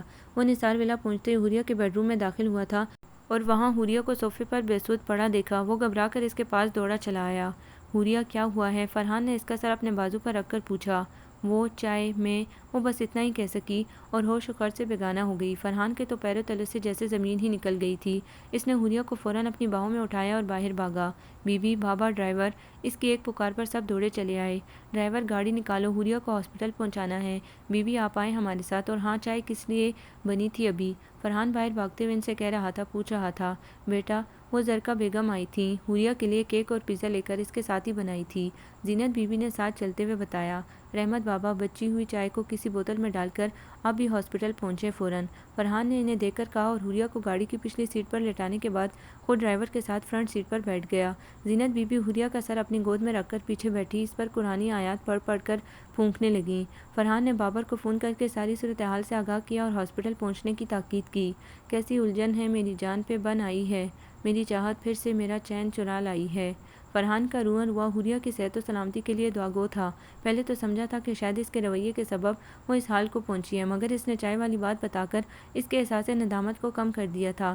ڈاکٹر نے بتایا تھا کہ چائے میں کوئی زہریلی چیز ملی ہوئی تھی۔ ڈاکٹرز نے حوریہ کا معدہ صاف کر دیا تھا، اس سے بروقت طبی امداد ملنے کی وجہ سے اس حالت مزید بگڑنے سے بچ گئی تھی اور اب خطرے والی کوئی بات نہیں تھی۔ فرحان نے سجدہ شکر ادا کیا۔ زینت بی بی اور احمد بابا بھی بھیگی آنکھوں سے رب کے حضور حوریہ کے لیے دعا گو تھے۔ فرحان تو نے اسے شادی کی ہے نا، خواہ جیسے بھی حالات میں کی ہے، اب وہ تیری بیوی ہے، تیری ذمہ داری ہے۔ جب تو جانتا ہے کہ اس کے رشتہ دار اس معصوم کی جان کے در پہ ہیں تو کیوں اسے بار بار اکیلا چھوڑ جاتا ہے، اسے بھی ڈر، خوف اور موت کی وادی میں تنہا چھوڑتا ہے اور پھر خود بھی اس کے لیے پریشان ہوتا ہے، تڑپتا ہے۔ اب وہ تیری بیوی ہے، اس پر تیرا اب کوئی احسان نہیں ہے، تیرا فرض ہے کہ تو اس کا خیال رکھے، اس کی حفاظت کرے، اسے اس ڈر اور خوف سے نجات دلائے۔ بابر نے اس کے شانوں کے گرد بازو اعمال کر کے سنجیدہ مگر نرم لہجے میں سمجھایا، میں یہ سب باتیں جانتا ہوں، لیکن اسے بھی تو مجھ پر اعتبار ہو، مجھ سے پیار ہو، میں اسے کیسے اسے زبردستی اپنے ساتھ رہنے پر مجبور کر سکتا ہوں؟ وہ سنجیدگی سے بولا، اپنے پیار سے اور کیسے؟ اور وہ تجھ سے پیار کرتی ہے، تجھے یقین کیوں نہیں آتا؟ ابا میاں کے رویے کی وجہ سے نا تیرا اعتبار رشتوں پر سے اٹھ گیا ہے نا؟ بابر نے سنجیدگی سے کہا، پتہ نہیں، وہ بے بسی سے بولا۔ اچھا پریشان نہ ہو، انشاءاللہ سب ٹھیک ہو جائے گا، بابر نے اسے اپنے ساتھ لگا کر یقین سے کہا تو وہ بھی اس بات میں سر ہلا کر رہ گیا۔ حوریہ کو ہوش آ گیا تھا اور ساتھ ہی فرحان کے آواز بھی بحال ہو گئے تھے۔ وہ اس کے قریب بیڈ کی پٹی پر بیٹھ گیا اور دھیرے سے اپنا ہاتھ بڑھا کر اس کے بالوں میں پھیرا تو اس نے آنکھیں کھول دیں۔ وہ دونوں ایک دوسرے کو بہت بے قراری سے دیکھ رہے تھے، دونوں کی آنکھیں بھیگ رہی تھی، لب کپ کپا رہے تھے۔ آئی ایم سوری، فرحان نے پرنم آواز میں کہا، جب ہر بار مجھے چھوڑ کر ہی چلے جانا ہوتا ہے تو پھر کیوں آ جاتے ہیں میری زندگی بچانے؟ کیوں لائے مجھے یہاں؟ مر جانے دیا ہوتا مجھے، میں بھی اپنے ماما پاپا کے پاس چلی جاتی، پھر کسی کو مجھے آگ لگانا یا زہر پلانے کی میری دولت کا تانا دینے کی ضرورت نہ پڑتی۔ کیوں بچایا آپ نے مجھے؟ وہ روتے ہوئے اٹک اٹک کر بولی تو وہ تڑپ کر رہ گیا، کیونکہ میں تم سے پیار کرتا ہوں، تمہاری زندگی صرف تمہاری نہیں ہے، یہ میری زندگی ہے اور اپنی زندگی کو بچانے کی کوشش ہر انسان کرتا ہے۔ وہ اس کے چہرے کو اپنے ہاتھوں کے حالے میں لے کر پرنم لہجے میں بولا، تو اپنی زندگی کو خطروں میں چھو کر ہی کیوں جاتے ہیں؟ کیوں کرتے ہیں مجھے بچا کر مجھ پر یہ احسان؟ میں ان لوگوں کے مارنے سے تو نہیں مری، لیکن آپ کی بے رخی، یہ احسان مندی مجھے ضرور مار دے گی۔ حوریہ نے روتے ہوئے کہا تو فرحان نے تڑپ کر اسے اپنی باہوں میں سمیٹ کر اپنے اندر سمو لیا۔ وہ بلک بلک کر رونے لگی۔ حوریہ میری جان، میری زندگی تمہیں جینا ہے، میرے لیے، میری خاطر۔ میں اپنی حوریہ کو اب کبھی تنہا نہیں ہونے دوں گا، کچھ نہیں ہونے دوں گا۔ اپنی حوریہ کو بس جلدی سے تندرست ہو جاؤ، پھر ہم ایک نئی زندگی کا آغاز کریں گے۔ وہ بیگتی آواز میں بولا تو وہ خوشی سے روتے ہوئے بولی، فرحان جی میری جان، آئی لو یو۔ حوریہ اس کے چہرے کو بیگتی آنکھوں سے دیکھتے ہوئے کہا تو فرحان کے ہونٹوں پر مسرور سی مسکان بکھر گئی۔ اس نے اس کے چہرے کو ہاتھوں میں لے کر اس کی پیشانی پر اپنی محبت کی مہر ثبت کر دی۔ وہ شرمیلے پن سے مسکرا دی، اب تو آپ میرے ساتھ رہیں گے نا؟ ہاں، ہم دونوں ایک دوسرے کے ساتھ رہیں گے ہمیشہ۔ فرحان نے اس کے آنسو صاف کرتے ہوئے دل سے کہا، میری دولت کو، گھر کو اپنا سمجھیں گے نا؟ پاپا کا بزنس سنبھالیں گے نا آپ؟ یہ کیا باتیں لے کے بیٹھی ہو تم؟ چلو آرام کرو۔ وہ بولا، نہیں پلیز مجھ سے وعدہ کریں، آپ کو میری قسم۔ حوریہ، وہ اس کے چہرے کو دیکھ کر رہ گیا۔ میں سچ مچ آپ سے پیار کرتی ہوں، کسی ڈر، خوف یا مجبوری کی وجہ سے نہیں، بلکہ آپ کے اندر چھپے ایک اچھے انسان کے اچھے عمل کی وجہ سے۔ میں آپ کے ساتھ اس گھر میں بھی رہ لوں گی جہاں آپ رہتے ہیں، مگر وہ گھر تمہارے شأن نشان نہیں ہے۔ فرحان نے اس کی محبت کے اظہار پر مسرور ہو کر پیار سے اسے دیکھتے ہوئے کہا تو وہ معصومیت سے بولی، کیوں؟ جب آپ وہاں رہ سکتے ہیں تو میں بھی بخوشی آپ کے ساتھ وہاں رہ سکتی ہوں، کیونکہ میری شان تو آپ ہے نا؟ حوریہ میری جان، آج تو تم نے مجھے خوشی سے مالا مال کر دیا ہے۔ آئی ریئلی لو یو جانی۔ فرحان نے خوشی سے اسے چوم کر کہا تو وہ شرماتی مسکراتی اس کے سینے سے لگ کر پرسکون ہو گئی۔ صبح تک وہ بہت حد تک سنبھل گئی تھی۔ ڈاکٹرز نے دواؤں اور ہدایت کے ساتھ اسے ڈسچارج کر دیا۔ فرحان کے بازو کا زخم بھی بھر چکا تھا، دھیرے دھیرے بدن اور روح پر لگے سارے زخم بھر رہے تھے، سب گھاؤ منمل ہو رہے تھے۔ فرحان نے حوریہ کی پسند کے مطابق ایک شاندار بنگلہ خریدا تھا۔ نثار ولا میں حوریہ کو ماما پاپا کی یادیں تڑپاتی تھیں، اسے کرائے پر دے دیا گیا تھا، اور وہ بنگلہ چونکہ حوریہ کی رقم سے خریدا گیا تھا اسی لیے حوریہ ہی کے نام تھا۔ فرحان نے اپنی ملازمت حوریہ کی قسم دینے پر چھوڑنے کا فیصلہ کر لیا تھا، اور اب سیٹھ نثار کا لمبا چوڑا بزنس اس نے سنبھالنا تھا۔ بابر بھی پہلے سے ہی جاب کر رہا تھا۔ شیخ ریاض نے 21 دسمبر کو نمو اور بابر کی شادی طے کر دی تھی۔ نمو نے ایم اے اردو کیا تھا۔ کھلی کھلی گندمی رنگت اور دلکش نین نقش والی نمو بابر سے محبت کرتی تھی، اور بابر بھی اسے دل سے چاہتا تھا۔ اب تقریب نکاح نہایت سادگی سے منعقد ہوئی تھی۔ وہ دونوں بہت خوش تھے۔ فرحان اور بابر دونوں نے اپنا اپنا ولیمہ ایک ساتھ شاندار انداز میں کرانے کا فیصلہ کیا تھا۔ حوریہ نے زرکا اور غیاث الدین کو بھی ان کی اس سازش کے باوجود معاف کر دیا تھا۔ ان دنوں میاں بیوی کے پاس کوئی جواب نہیں تھا سوائے اپنی سازش کو تسلیم کر لینے کے۔ فرحان اور بابر کے گھر والے بھی لاہور پہنچ چکے تھے۔ ان دونوں کی دعوت ولیمہ میں شرکت کے لیے وہ سبھی ان کی ترقی اور شادی پر خوش دکھائی دے رہے تھے۔ حوریہ پہلی بار اب دلہن بنی تھی اور بہت ہی حسین لگ رہی تھی۔ گولڈن اور میرون عروسی جوڑے اور طلائی زیورات، کلیوں گجروں سے سجی سوری 20 سالہ حوریہ سچ مچ جنت کی حور لگ رہی تھی۔ فرحان نے اسے دیکھا تو بس دیکھتا ہی رہ گیا۔ وہ خود بھی بلیک 3 پیس سوٹ میں بہت ڈیشنگ لگ رہا تھا۔ اس پروقار اور شاندار تقریب کی مووی بھی بن رہی تھی اور تصاویر بھی کھینچی جا رہی تھی۔ بہت خوش اسلوبی سے یہ تقریب اپنے اختتام کو پہنچی۔ 31 دسمبر کی شب نے 12 بجائے۔ 1 جنوری نے آنکھ کھولی تو آتش بازی اور ڈھول بازوں کی آوازیں دور دور سے فضا میں گونجنے لگی۔ نئے سال کا آغاز ہو گیا تھا۔ فرحان اپنی خوابگاہ کی کھڑکی سے باہر تاروں بھرے آسمان کو دیکھ رہا تھا۔ Happy birthday to you, happy birthday dear Farhan. Hooria کی مدر اور دلنشین آواز نے فرحان کو چونکا دیا۔ وہ فوراً پلٹا تھا۔ اس کی کمسن اور حسین دلہن اس کے لیے بوکے اور کارڈ لیے کھڑی مسکراتے ہوئے اسے وش کر رہی تھی۔ حوریہ تم، مائی گاڈ، پہلے کیا کم قیامت ڈھا رہی ہو جو اس انداز سے مجھے وش کر کے اور ستم کر ڈالا ہے۔ ویسے تم سے کس نے کہا کہ 1 جنوری میرا جنم دن ہے، میری سالگرہ کا دن ہے؟ وہ اس کے ہاتھوں سے بوکے اور کارڈ لے کر پوچھ رہا تھا۔ بابر بھائی نے بتایا تھا کل شام کو انشاءاللہ خوب شاندار انداز میں آپ کی برتھ ڈے سیلیبریٹ کریں گے۔ پہلے سہاگ رات تو سیلیبریٹ کر لیں حوریہ جان۔ فرحان نے بوکے ساتھ ٹیبل پر رکھ کر کھڑکی بند کر کے اس کے چہرے کو شوق نظروں سے دیکھتے ہوئے شریر لہجے میں کہا تو شرما کر نظریں جھکا گئی وہ۔ فرحان نے بہت چاہت سے اسے دیکھا اور اس کو اپنے ساتھ لگا کر بیڈ پر آ بیٹھا اور اس کا دیا ہوا وشنگ کارڈ کھول کر پڑھنے لگا۔ پیارے فرحان، سیاہ راتوں کے چاند میرے، تیرے وجود کی ضیاء سے میرے بدن کی تازگی ہے، بڑی ہی دلکش زندگی ہے، راحتیں ہیں سپردگی کی، جنم دن مبارک ہو، سالگرہ بہت بہت مبارک ہو صرف آپ کی حوریہ، میری حوریہ، میری جان حوریہ، تھینک یو سو مچ۔ یہ نیا سال ہماری نئی زندگی میں خوشیاں ہی خوشیاں لے کر طلوع ہوگا انشاءاللہ، انشاءاللہ، حوریہ نے بھی دل سے کہا، اور فرحان نے بہت محبت سے اس کے نرم و ملائم کومل سے وجود کو اپنی پناہوں میں سمو لیا۔ سیاہ راتوں کے چاند میرے، تیرے وجود کی ضیاء سے میرے بدن کی تازگی ہے، بڑی ہی دلکش زندگی ہے، راحتیں ہیں سپردگی کی۔ حوریہ دل میں اس سے مخاطب تھی اور نئے برس کے نئے اور نوزائیدہ لمحوں میں اپنے اور فرحان کے اس نئے رشتے کے آغاز کو روح کی گہرائیوں تک محسوس کر رہی تھی، اور فرحان کے لیے بھی راحت کا مسرت کا سامان بن رہی تھی۔ دونوں کے دل روحیں خوشی کے راستے پر گامزن تھے۔